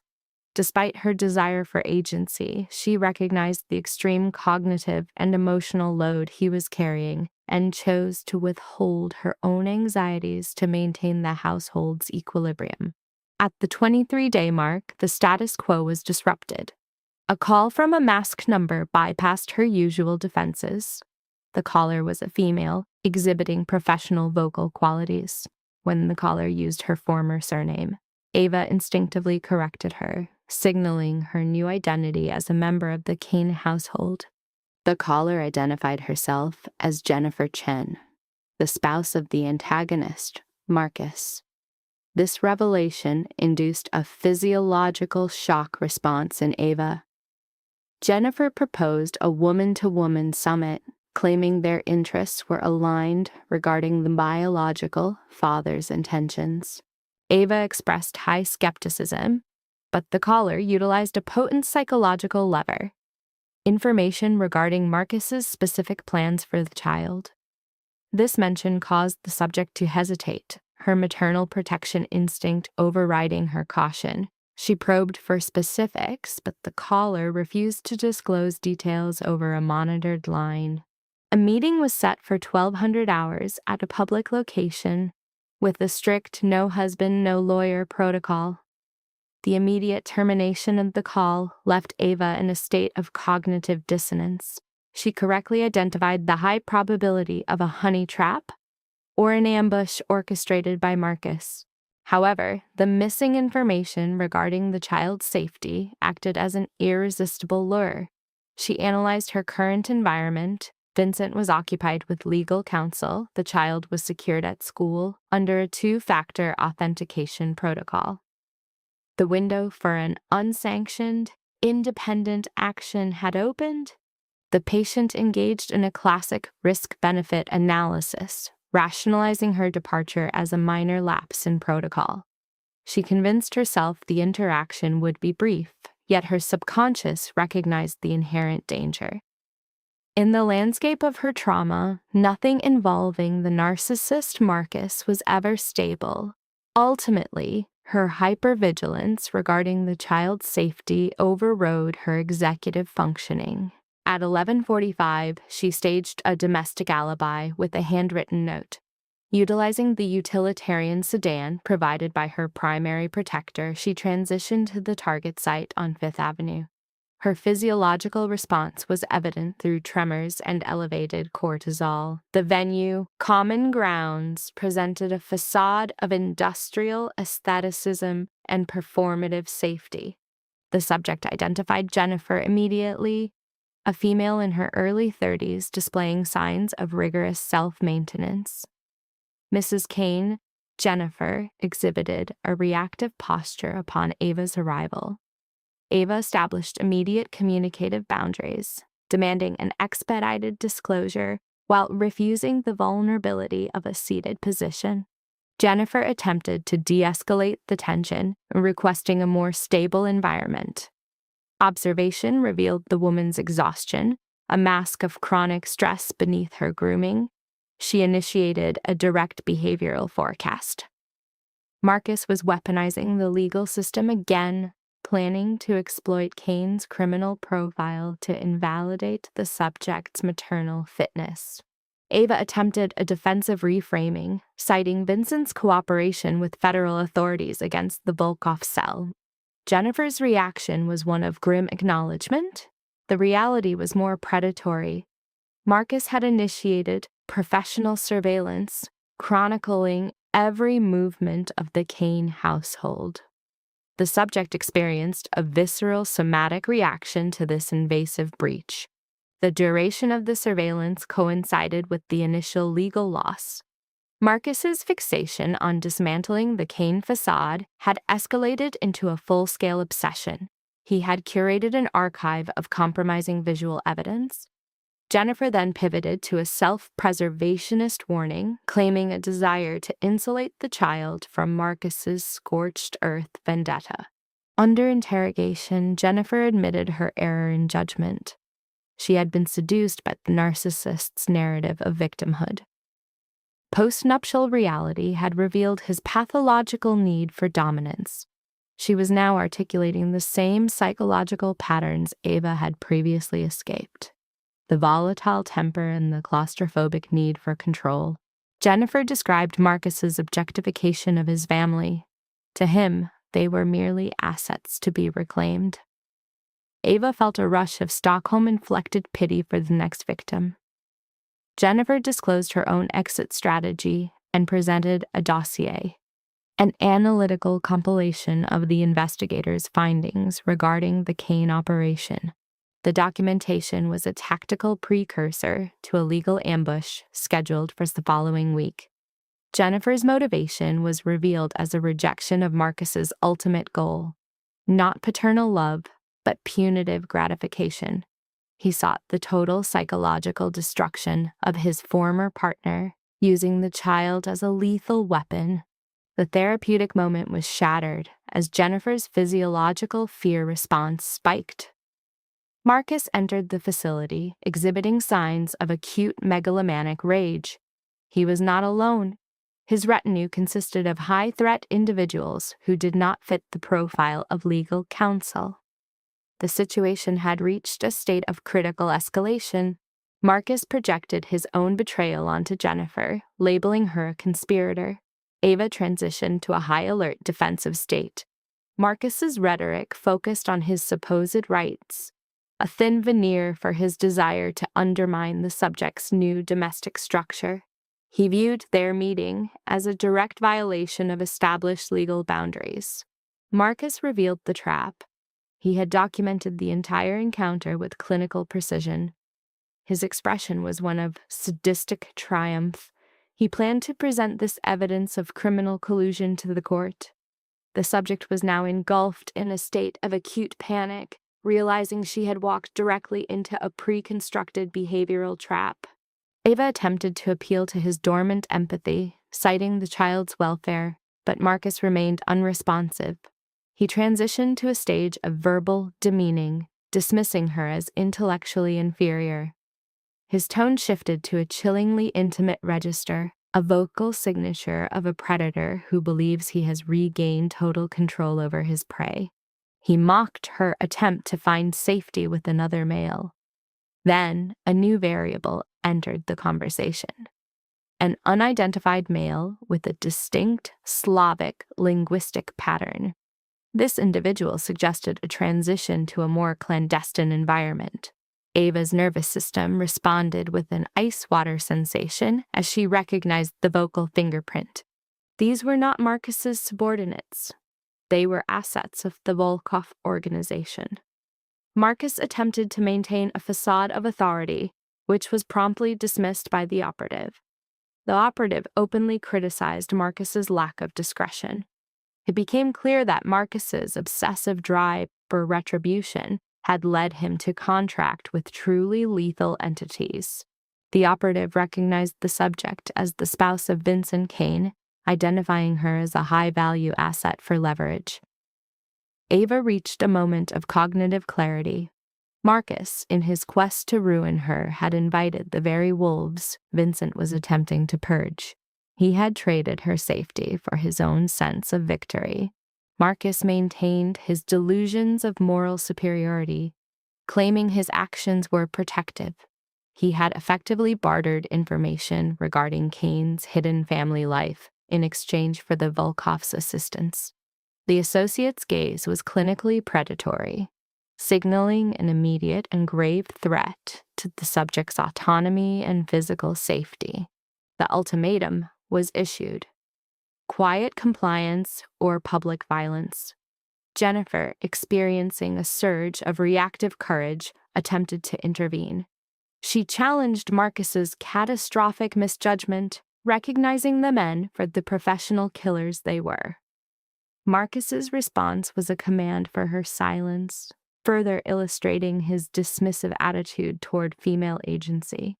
Jennifer facilitated a distraction, urging a tactical retreat. The environment dissolved into chaotic flight as the threat became undeniable. Ava initiated her escape, her cardiovascular system under extreme duress. She was a biological machine driven entirely by the instinct to preserve the information she had just acquired. The subject was apprehended in the parking zone by a superior physical force.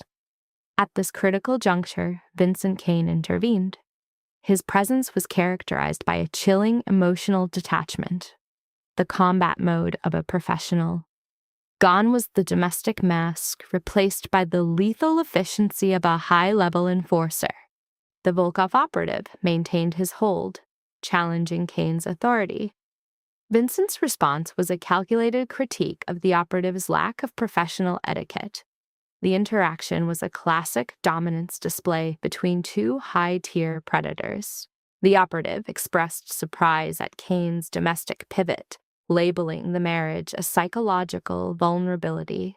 The associate posited that Kane had become compromised by his domestic attachments. He theorized that Ava would serve as a re-educational tool to restore Kane's loyalty to the syndicate. It was a clear statement of intent. The subject was to be used as a psychological lever to manipulate Kane's future behavior. Kane executed a rapid kinetic strike, neutralizing the threat with surgical precision. Without breaking eye contact with his adversary, he initiated an emergency evacuation protocol for Ava. She was ushered into the security vehicle as the situation transitioned into a high-stakes standoff between rival tactical teams. Marcus had vanished, displaying the typical cowardice of the narcissist when confronted with actual physical peril. In the vehicle, the driver maintained a facade of professional calm, though his physiological indicators suggested high stress.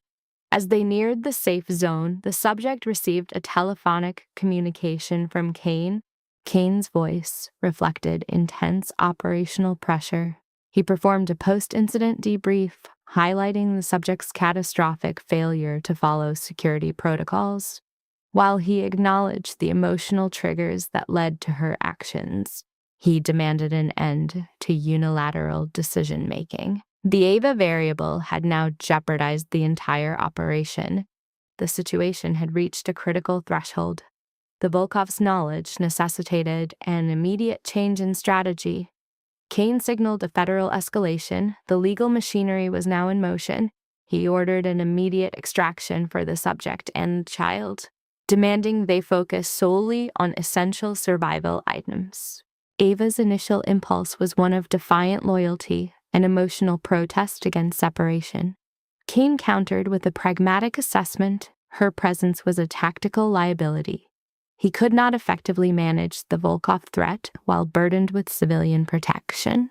The mention of the child, the ultimate emotional anchor, forced her compliance. The patient exhibits a classic stress response, seeking isolation to mitigate external variables. Subject Kane is relocating the assets to a black site upstate, effectively severing their digital footprint to bypass the Volkov syndicate's reach. While Ava's maternal instincts initially triggered a fight or flight resistance against separation, the cognitive weight of recent traumas, specifically the parking lot assault, forced a transition into submissive compliance. She accepted the sanctuary of the shadows. The dialogue reveals a fracture in Caney's God complex. He expresses profound professional guilt, a rare deviation for a high-functioning narcissist, for failing to predict Marcus's erratic escalation. This mea culpa is brief. His clinical focus remains on the mission. He terminates the communication abruptly, a tactical withdrawal, leaving the psychological labor to his subordinate, Thomas. Observation of the female subject shows a haunted house psychological mirroring. The domestic space she once feared now provides a fleeting sense of equilibrium. She has precisely 30 minutes to execute her departure before entering the sensory deprivation of protective custody. Her internal monologue is fixated on Caney, displaying a dangerous emotional tether to a man currently engaging in a high-stakes gambit with federal authorities. The subject's internal narrative is shifting toward betrayal trauma. She perceives her current reality not as a rescue, but as a lateral move from one predator's territory to another's. The relocation to a secluded cabin 2 hours north, 120 minutes into the wilderness, introduces a new environmental stressor, the suffocating silence of the woods, which often exacerbates hypervigilance in urban-adapted survivors. The child, Eli, has entered a state of emotional exhaustion, a defensive shutdown mechanism disguised as sleep. His unshakable faith in the maternal figure highlights a poignant contrast to Ava's disintegrating mental state. She remains in a state of anxious waiting, her phone serving as a digital talisman staring into the abyss of the tree line. Thomas executed a standard security orientation, establishing the Fortress protocol. The environment is now saturated with surveillance, panopticon-style cameras, and emergency triggers in every room. Despite the abundance of nutritional resources provided, the subject's sympathetic nervous system remains in overdrive, suppressing her appetite as she remains in a state of high alert stasis. The reassurance offered by Thomas was ineffective. Ava is currently experiencing proxy trauma, vicariously enduring Caney's perceived combat while she remains paralyzed in safety. The data shows 3 outbound attempts to contact the primary subject within a 120-minute window, a clear indicator of escalating separation anxiety. 0 connectivity, no response to digital pings. This silence serves as a psychological vacuum, drawing the subject's focus toward the documents provided by the Jennifer asset. Upon clinical review, the files appear to be a frame job dossier. Surveillance logs of Caney's nocturnal movements, briefcase transfers, and associations with documented felons. To an untrained observer, it is a portrait of a career criminal. From a forensic perspective, the evidence is a masterclass in contextual manipulation. While the visuals suggest Caney is a high-level operative within the Volkov organization, the subject's intimate knowledge allows her to decode the truth. These were not crimes, but infiltrative maneuvers. He was methodically harvesting the biological and digital data required to dismantle the syndicate from within. Caney's objective was total systemic collapse, tracking the flow of capital and illicit goods for federal consumption. Marcus, driven by a shallow, vindictive narcissism, either lacked the cognitive capacity to interpret the infiltration or purposefully ignored it to weaponize the data in family court. The potential for reputational homicide in a custody hearing remains critical. A secondary anomaly was detected in the surveillance imagery. The subject identified a recurring female operative. Dark hair, professional attire, consistently present during Caney's exchanges. This suggests a long-term, high-frequency professional intimacy that would typically trigger a jealousy response in a domestic partner. The subject's facial recognition software, her memory, achieved a positive match. The mysterious woman was identified as an agent of the state, Sarah Chen. This realization fundamentally shifts the narrative. Marcus's private investigator inadvertently documented Caney's cooperation with the Federal Bureau of Investigation, mistaking law enforcement for criminal co-conspirators. The irony is palpable. The very evidence meant to destroy Caney's legal standing is, in fact, a record of his heroism. This revelation was interrupted by an external auditory stimulus. Ava's physiological response, immediate light suppression and increased heart rate, indicates a transition into a defensive crouch as headlights approached the perimeter. The intruder was not an enemy combatant, but the primary subject himself. Caney arrived in his armored SUV, exhibiting signs of physical trauma, disordered attire, and a hematoma on the mandible. Despite the exhaustion, his presence immediately neutralized the subject's immediate fear, replacing it with a complex mix of relief and latent aggression. A classic relief-aggression cycle. Ava confronts him with his breach of safety protocols, yet her vocalization is silenced as Caney initiates a high-intensity physical embrace. This is tethering behavior. His body language suggests a man reclaiming a lost asset, his tension only dissipating through direct physical contact. Caney's vocalizations are gravelly, indicating high physiological stress. He confirms the successful execution of the endgame, 4 concurrent federal raids resulting in 18 high-value arrests. The Volkov brothers, the heads of the Hydra, have been neutralized. The existential threat has effectively been removed from the board. The transition to legitimacy is complete. Caney confirms he has provided 3 hours of grand jury testimony, effectively transferring 6 months of intelligence to the state. His immunity agreement is finalized. In psychiatric terms, he has successfully molted his criminal exterior to emerge as a legally sanctioned entity. He exhales, a symbolic release of half a year of suppressed terror. Caney declares himself out, trading the gray zones for a sanitized, legitimate existence. Ava's response is a delayed emotional release, weeping as she recounts the extreme risks he took. He has effectively transitioned from captor in her eyes to martyr. Caney engages in reassurance grooming, acknowledging his failure to account for Marcus's alliance with the syndicate. He admits to hubris, the arrogant belief that he could compartmentalize his 2 worlds. As for Marcus, he is currently being processed by federal agents for his criminal proximity to the Volkovs. The legal fallout for Marcus is significant. Hiring hired muscle to terrorize a domestic partner is a federal offense. While a prison sentence is statistically unlikely for a man of his standing, his social capital and legal credibility are annihilated. His attempt to seize the child is functionally dead. The word free acts as a psychological catalyst.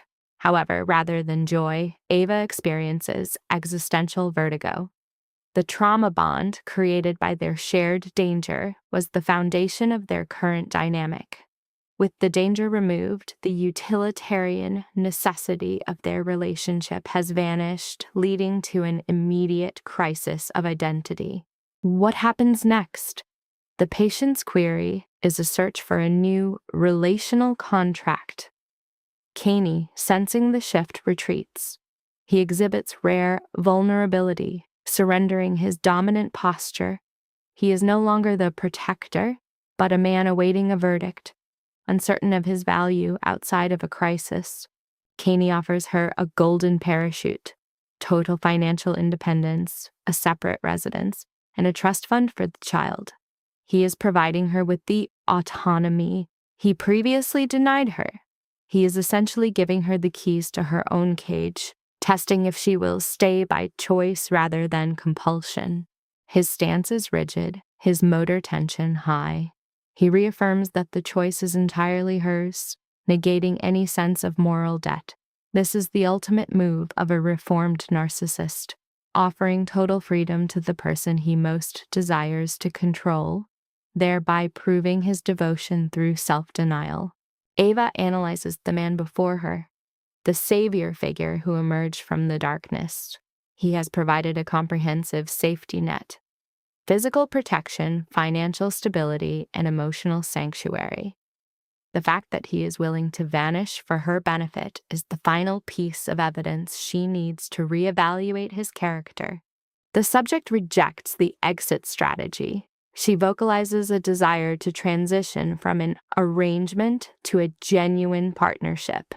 She explicitly states that her choice is not born of situational dependency, but of an authentic emotional evolution that occurred over the last 30 days. The hope response is visible in Kaney's expression. Ava reclaims her agency, asserting that for the first time her decision is uncoerced. She chooses him. She closes the physical gap, effectively finalizing the new emotional contract. The case file on their tactical union is closed. The study of their voluntary bond begins. The subject presents a significant shift in proximity. Vincent's tactile engagement, gripping her shoulders, suggests an acute fear of object loss. He confesses his fixation began the moment he observed her domestic interactions with the child, Eli. This indicates a profound psychological pivot where her presence filled a long-standing emotional void, effectively neutralizing years of chronic internal emptiness. Vincent displays a distinct guilt complex, questioning his moral standing to request her companionship after involving her in his high-stakes environment.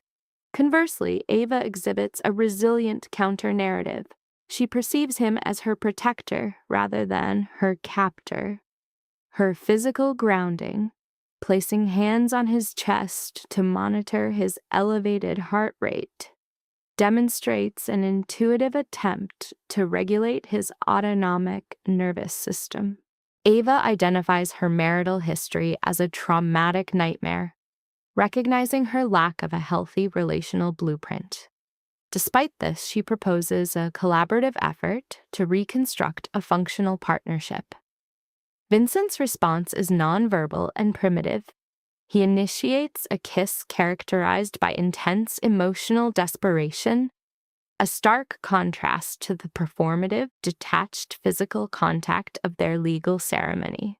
Ava's physiological response, described as coming alive, signals the reactivation of sensory pathways long dormant due to trauma. Post-contact, Vincent exhibits a moment of intense vulnerability, leaning his forehead against hers. He verbally acknowledges his commitment but issues a clinical self-warning. He lacks the cognitive and emotional infrastructure for a conventional relationship. The subject admits to a 20-year period of psychological isolation, characterized by the construction of defensive walls. Ava counters this with a proposal for radical transparency. She insists on deconstructing their professional facade and replacing it with absolute honesty, even when such truth-telling triggers discomfort or psychological distress. Vincent displays a classic failure anxiety, specifically fearing he cannot fulfill the idealized roles of husband and father. He suffers from a secondary fear that her choice is a byproduct of coerced necessity rather than genuine desire. Ava mirrors this vulnerability, admitting her own paralyzing fear of betrayal based on her previous history with Marcus. The dialogue reveals a shared existential dread regarding the fragility of their new reality. Ava posits that fear is not a contraindication for action, but rather a catalyst for increased commitment. Vincent's subsequent kiss serves as a nonverbal contract. He then employs a playful threshold ritual, physically carrying her to emphasize his role as a provider of security.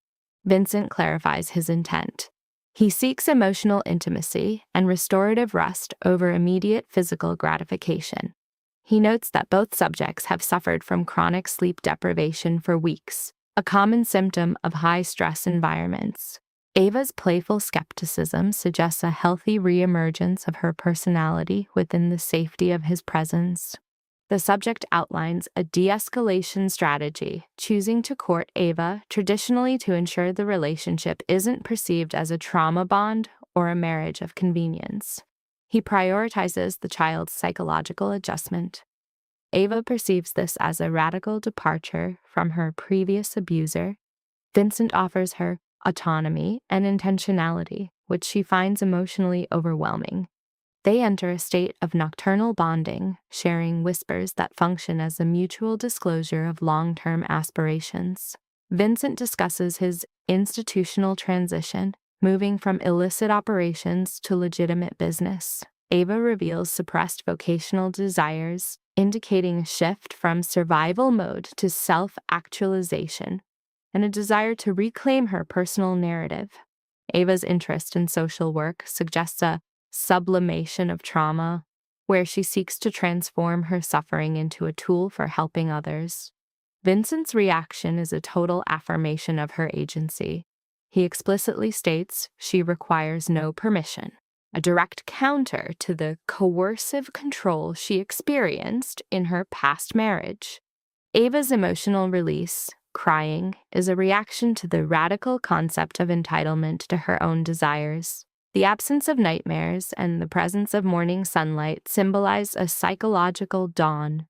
The sounds of Eli's excitement downstairs suggest the successful establishment of a safe, predictable environment for the child.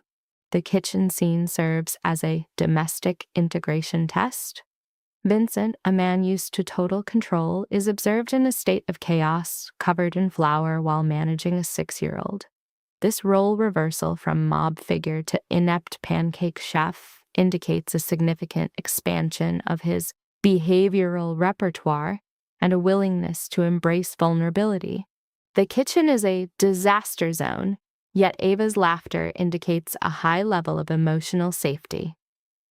Vincent's physical appearance, disheveled and covered in flour, is a visual manifestation of his humanization. His open smile toward Ava acts as a powerful, positive reinforcement, signaling a departure from his previous cold, clinical persona. Ava experiences an epiphany of belonging, recognizing that her security is derived from a chosen family rather than mere stability. Vincent's self-deprecating humor regarding the burnt food, calling it charcoal, demonstrates a healthy ego that isn't threatened by minor domestic failures, a stark contrast to a narcissistic personality. Eli's resilience in the face of the burnt pancakes suggests a secure attachment is forming with Vincent. Vincent's "third time's the charm" mantra illustrates a persistence in mastering domestic life. Ava takes a passive, observant role, savoring the naturalistic observation of her husband and son bonding over mundane tasks. The sudden text from the legal representative provides situational closure. Marcus, the primary antagonist, has withdrawn his legal challenge due to his own impending criminal accountability. The transition from high-stakes legal battle to a mundane conversation about pancakes highlights the successful shift into their new normal. Ava's response, "better than good," signifies a state of emotional flourishing. The lawyer's validation of Vincent as one of the good ones serves as external confirmation of his character reform. This external perspective helps stabilize Ava's internal narrative, reinforcing her decision to trust him. Vincent is observed in a state of complete immersion, prioritizing the child's experience over his own dignity. The 3 days at the cabin represent a therapeutic bubble, an artificial environment designed to facilitate family bonding without the interference of their traumatic past or external legal criminal stressors. The fishing activity, though unsuccessful in its primary goal, serves as a shared task for building rapport between Vincent and Eli. Ava's observation of their bickering over bait strategies reveals a healthy, low-stakes conflict. The evenings by the fire represent intimate disclosure sessions where they explore the trivial details of their personalities. The subjects engage in mutual discovery. She learns of his affinity for cinematic classics and wordplay, while he discovers her suppressed artistic talents. Their physical intimacy remains deliberate and paced, avoiding the hypersexualization common in trauma-based relationships, focusing instead on attunement. Returning to the city, the spatial perception of the house has shifted from a fortress to a domicile. The dinner conversation regarding paleontological technicalities indicates a high level of domestic normalcy. Ava's preparation of simple comfort foods, spaghetti, further grounds the family in routine and stability. Vincent's hyperbolic praise of the meal is an affectionate distortion, signaling his desire to validate Ava's efforts. They reconvene in the study, a room previously associated with clandestine history and painful revelations, to discuss the future. This repurposing of space symbolizes the redemption of their shared history. Vincent presents a financial security protocol for the child, establishing an irrevocable trust. This act is a preventative measure against future instability. He explicitly states that Eli is his son in every way that matters, demonstrating a complete paternal adoption of the child's welfare as his own responsibility. Vincent's motivation is rooted in generational trauma. He wants Eli to have the autonomy his own mother was denied. The substantial nature of the trust fund provides a material buffer against the world's volatility, ensuring the child will never be trapped by financial desperation. The subject reveals a massive philanthropic restructuring of his assets. He intends to establish a foundation for domestic violence survivors, providing a comprehensive reintegration framework. This is a compensatory behavior designed to rectify the harms he witnessed in his youth, seeking societal reparation. Vincent offers Ava a leadership role within the foundation, providing her with institutional agency. He aims to convert her survivor intelligence into a functional system for others. His goal is to provide her with existential purpose, allowing her to transform her past trauma into a proactive mission for social good. Patient B established physical contact, offering Subject A complete behavioral autonomy regarding her future vocation or maternal focus.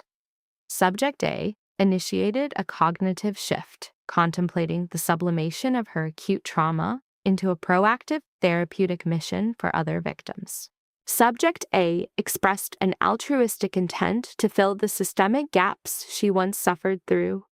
Patient B displayed significant positive affect followed by physical reinforcement. This contact effectively neutralized Subject A's remaining psychological defense mechanisms. Their association transitioned from a tactical contract to a genuine emotional bond characterized by mutual respect. However, Patient B immediately pivoted to the upcoming forensic evaluation, noting the necessity of preparing for intrusive questioning regarding their interpersonal dynamics. Subject A proposed a strategy of radical transparency, framing their rapid union as a deliberate choice for mutual recovery. They identified as two psychologically fractured individuals whose intersection provided a timely opportunity for symbiotic stabilization. They characterized their shared healing as an objective reality rather than a legal fabrication. Patient B verbalized his affection, attributing the onset of his feelings to Subject A's fierce maternal protective instincts and her subsequent display of trust. Subject A reciprocated the emotional confession, pinpointing the moment of her attachment to Patient B's high-risk altruism during his testimony. She vocalized a definitive choice to maintain this bond on a daily basis. The subsequent 90 days were marked by domestic stabilization. Subject A pursued academic credentials in social advocacy, while patient B channeled his maternal mourning into the development of Haven House, a dedicated recovery facility. The juvenile subject demonstrated positive developmental trajectories, eventually initiating paternal labeling of patient B without external prompting. The court's forensic evaluator documented a high-functioning, nurturing environment, resulting in a favorable psychological report. The antagonist remained passive due to separate litigation. During the final hearing, the magistrate observed the subject's unified physical presentation before acknowledging Subject A's initial state of acute social isolation and desperation. The court characterized their initial agreement as highly unconventional and potentially detrimental to the minor's welfare. Subject A exhibited a brief physiological stress response, which was mitigated by physical contact with patient B. The magistrate noted that the minor was currently thriving across all metrics. Subject A was observed to have successfully transitioned from a state of pure survival to one of professional and personal self-actualization. The judicial review concluded with the maintenance of primary custody and the formal closure of the case. Subject A experienced an immediate physiological release of chronic tension as the legal representative confirmed their successful navigation of the system. The attorney noted their rare success in overcoming institutional obstacles. Patient B expressed professional gratitude, while Subject A described her psychological state as a complex intersection of liberation and the anxiety of autonomy. Patient B outlined a return to domestic routine and the incremental construction of their shared reality. They committed to the ongoing maintenance of their family unit through consistent, daily behavioral reinforcement. Physical intimacy served to mark the cessation of external threats and judicial surveillance. The subjects exited the court environment, pivoting their focus toward the sustained pursuit of psychological well-being and domestic stability. Their future trajectory was built upon a foundation of trauma-informed trust. Subject A rationalized that profound salvation often emerges from the most catastrophic interpersonal crises, specifically citing her encounter with a perceived dangerous stranger. The subjects successfully reconstructed a functional life from their previous psychological wreckage. 6 weeks later, a routine domestic mourning was interrupted by the arrival of a new external variable at their residence. While patient B managed professional logistics, Subject A encountered Jennifer Chen. The new arrival presented with acute physical trauma, including a significant contusion on her zygomatic arch and a state of visible exhaustion. Jennifer Chen reported fleeing the megalomaniac narcissist Marcus during a moment of peak crisis. Her shaking vocalization and suitcase indicated a state of immediate displacement and a desperate need for environmental stabilization. Subject A bypassed any potential for schadenfreude, experiencing instead a deep, empathetic resonance with the victim's terror. Recognizing the immense courage required to terminate such a cycle of abuse, she granted the woman immediate entry. The newcomer expressed profound surprise at this acceptance. Subject A reminded her of a previous act of information sharing that had protected the juvenile subject, framing this current sanctuary as a reciprocal protective measure. Patient B transitioned to a state of clinical alertness upon his arrival. Subject A succinctly diagnosed the situation as a crisis involving the antagonist, prompting patient B to perform a rapid risk assessment of the victim. Patient B extended formal protection, labeling the home an unofficial extension of their sanctuary project. The victim experienced an immediate emotional catharsis as the subjects began the process of psychological and physical stabilization. The victim recounted a classic escalation of narcissistic control, including verbal battery and physical assault, triggered by a challenge to the antagonist's authority. She confirmed that Subject A's previous diagnostic warnings had been entirely accurate. Subject A reflected on the societal blind spots that allow high-status predators to remain undetected. She acknowledged the common pattern of familial denial that often precedes a victim's total isolation. The victim confirmed she was now experiencing total financial and social dependency, a state engineered by the antagonist. She reported ongoing digital harassment and threats of retaliation meant to compel her return. Patient B verified that the victim had utilized tactical caution during her escape. He immediately initiated a counter-strategy by contacting legal counsel to secure a restraining order and commence formal dissolution proceedings. Patient B neutralized the victim's financial anxiety by framing the legal services as a reciprocal debt. Subject A then transitioned the victim to a secure environment within the home to begin her recovery. Subject Jennifer remained in the designated recovery zone. She interrogated the caregiver's underlying motives. Ava processed this through a lens of trauma-informed empathy, choosing communal support over any residual interpersonal hostility. The behavioral catalyst was the historical neglect of Vincent's maternal figure. Ava functioned as a human safety net. She framed her intervention as grace, a clinical redistribution of the mercy she once required for her own survival. Jennifer's stabilization phase spanned 21 days. Strategist Patricia secured legal distance via a restraining order following Marcus's aggressive posturing.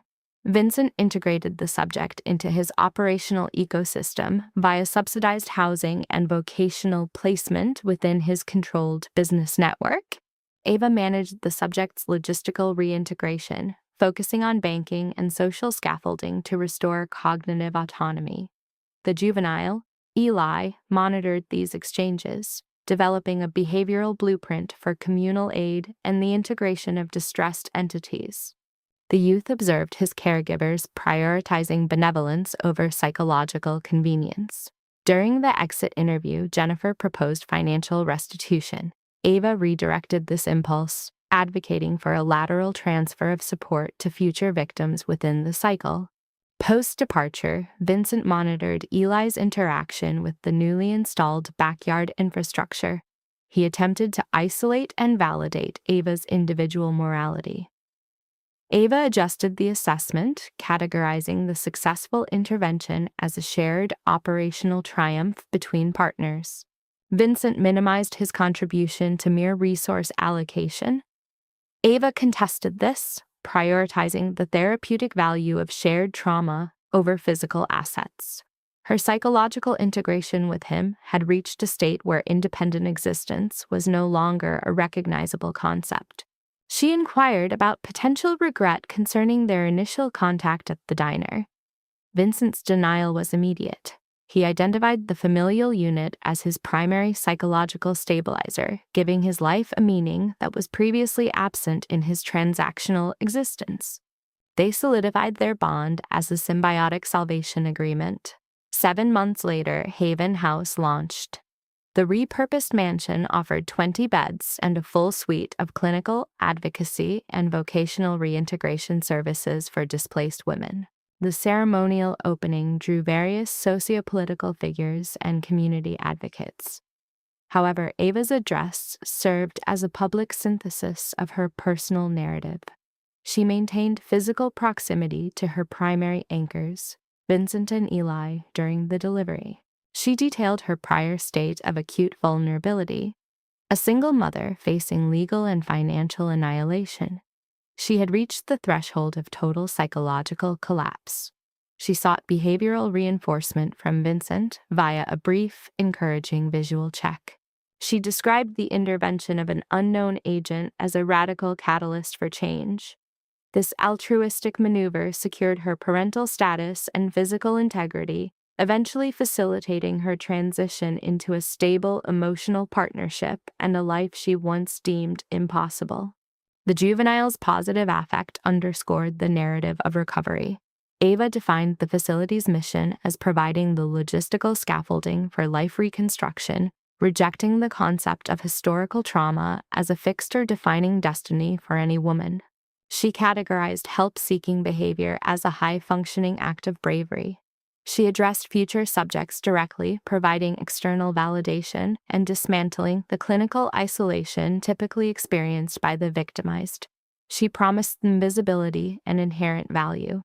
The protocol moved from crisis management to sustainable flourishing. Vincent provided tactile validation as the crowd reacted.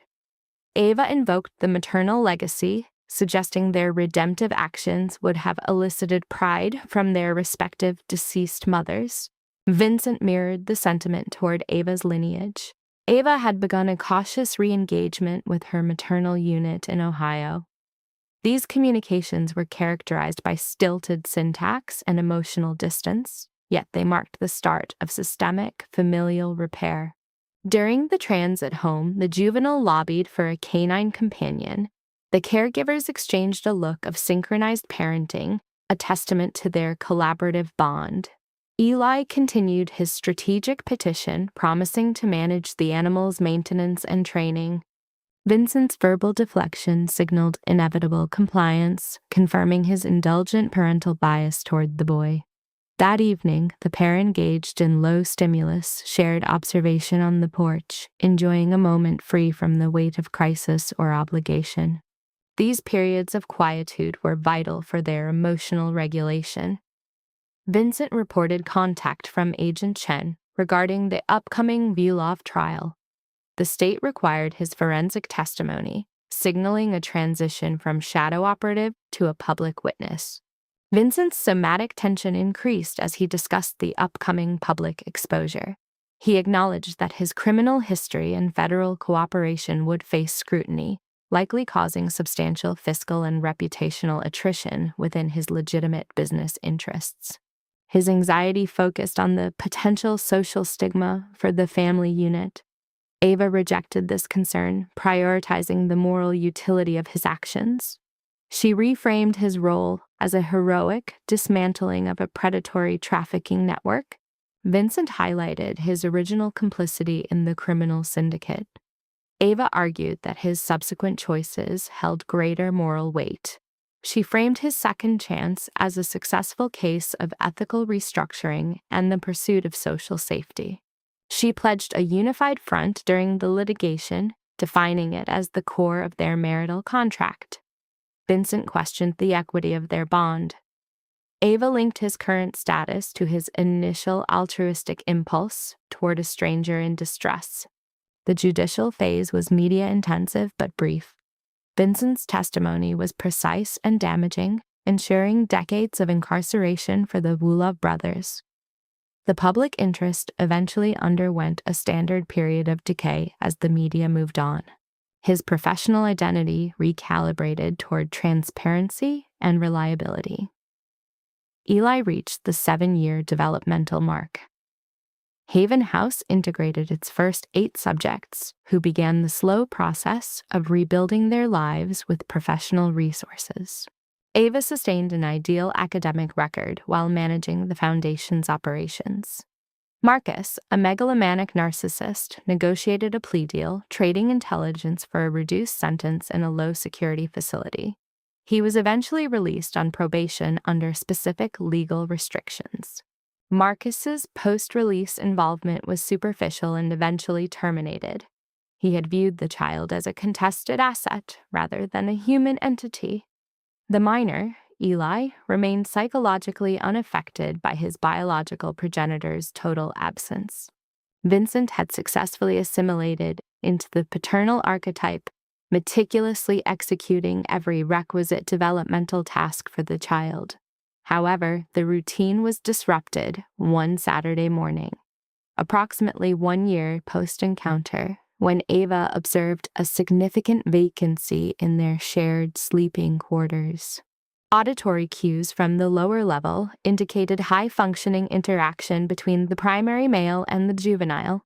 Upon investigation, the kitchen environment revealed a collaborative culinary effort, showing a marked improvement in motor skill execution and heat regulation compared to their initial failures. The child exhibited hyper-focus on visual aesthetics, while the male prepared the protein. Ava's premature appearance prompted a light-hearted interpersonal exchange, highlighting the juvenile's intense cognitive concentration on what he perceived to be a high-stakes breakfast masterpiece. The fruit arrangement served as a primitive yet effective focal point for emotional bonding. Vincent's subsequent physiological shift toward visible anxiety indicated a deviation from his typical, calculated persona as he produced a small container from his garment. The male recontextualized the timeline, designating the diner encounter as the catalyst for their psychological realignment. He acknowledged that the initial union was merely a strategic, utilitarian transaction aimed at legal mitigation rather than a genuine affective bond. The secondary ring functioned as a semiotic upgrade from their previous utilitarian band. His verbalization emphasized the transition from external necessity to an internalized, daily cognitive commitment to the partnership for the duration of his biological life. Upon the formal solicitation of the marital contract, the female exhibited intense physiological release through weeping.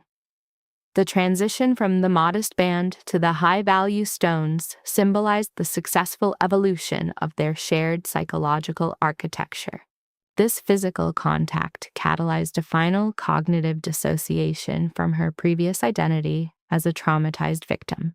The subject effectively purged the influence of the prior antagonist, Marcus Chen, concluding her transition from survivor to a stabilized, integrated individual. The subject adopted a new nomenclature, signaling the culmination of her professional and familial reintegration. The subsequent ceremonial event featured Patricia Morrison and the juvenile subject, who executed his formalized administrative duties with pathological seriousness. The expanded kinship network facilitated the social validation of the union.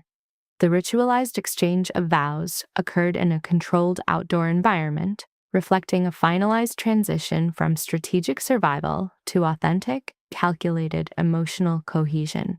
The female articulated a commitment to reciprocal security and joint child rearing, framing male as a stabilizer for her previous psychological instability.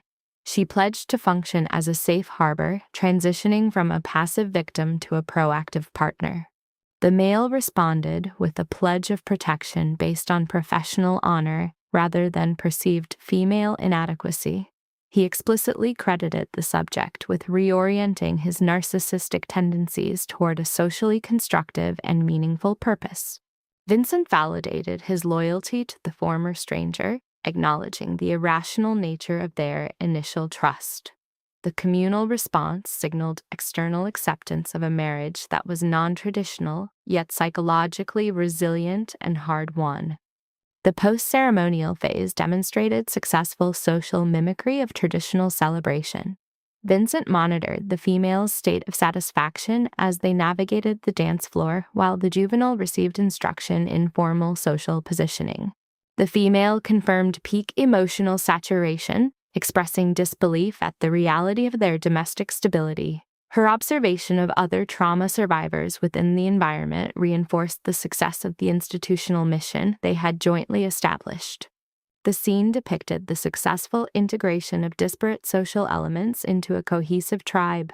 Redemption was clinically defined not as a singular event, but as a repetitive cycle of small, pro-social decisions aimed at collective healing. Vincent engaged in environmental scanning, noting the subject's reflective state. They performed a brief retrospective analysis of their trajectory, moving from the point of total psychological collapse to their current status of mutual empowerment. The dialogue underscored a symbiotic need for stabilization.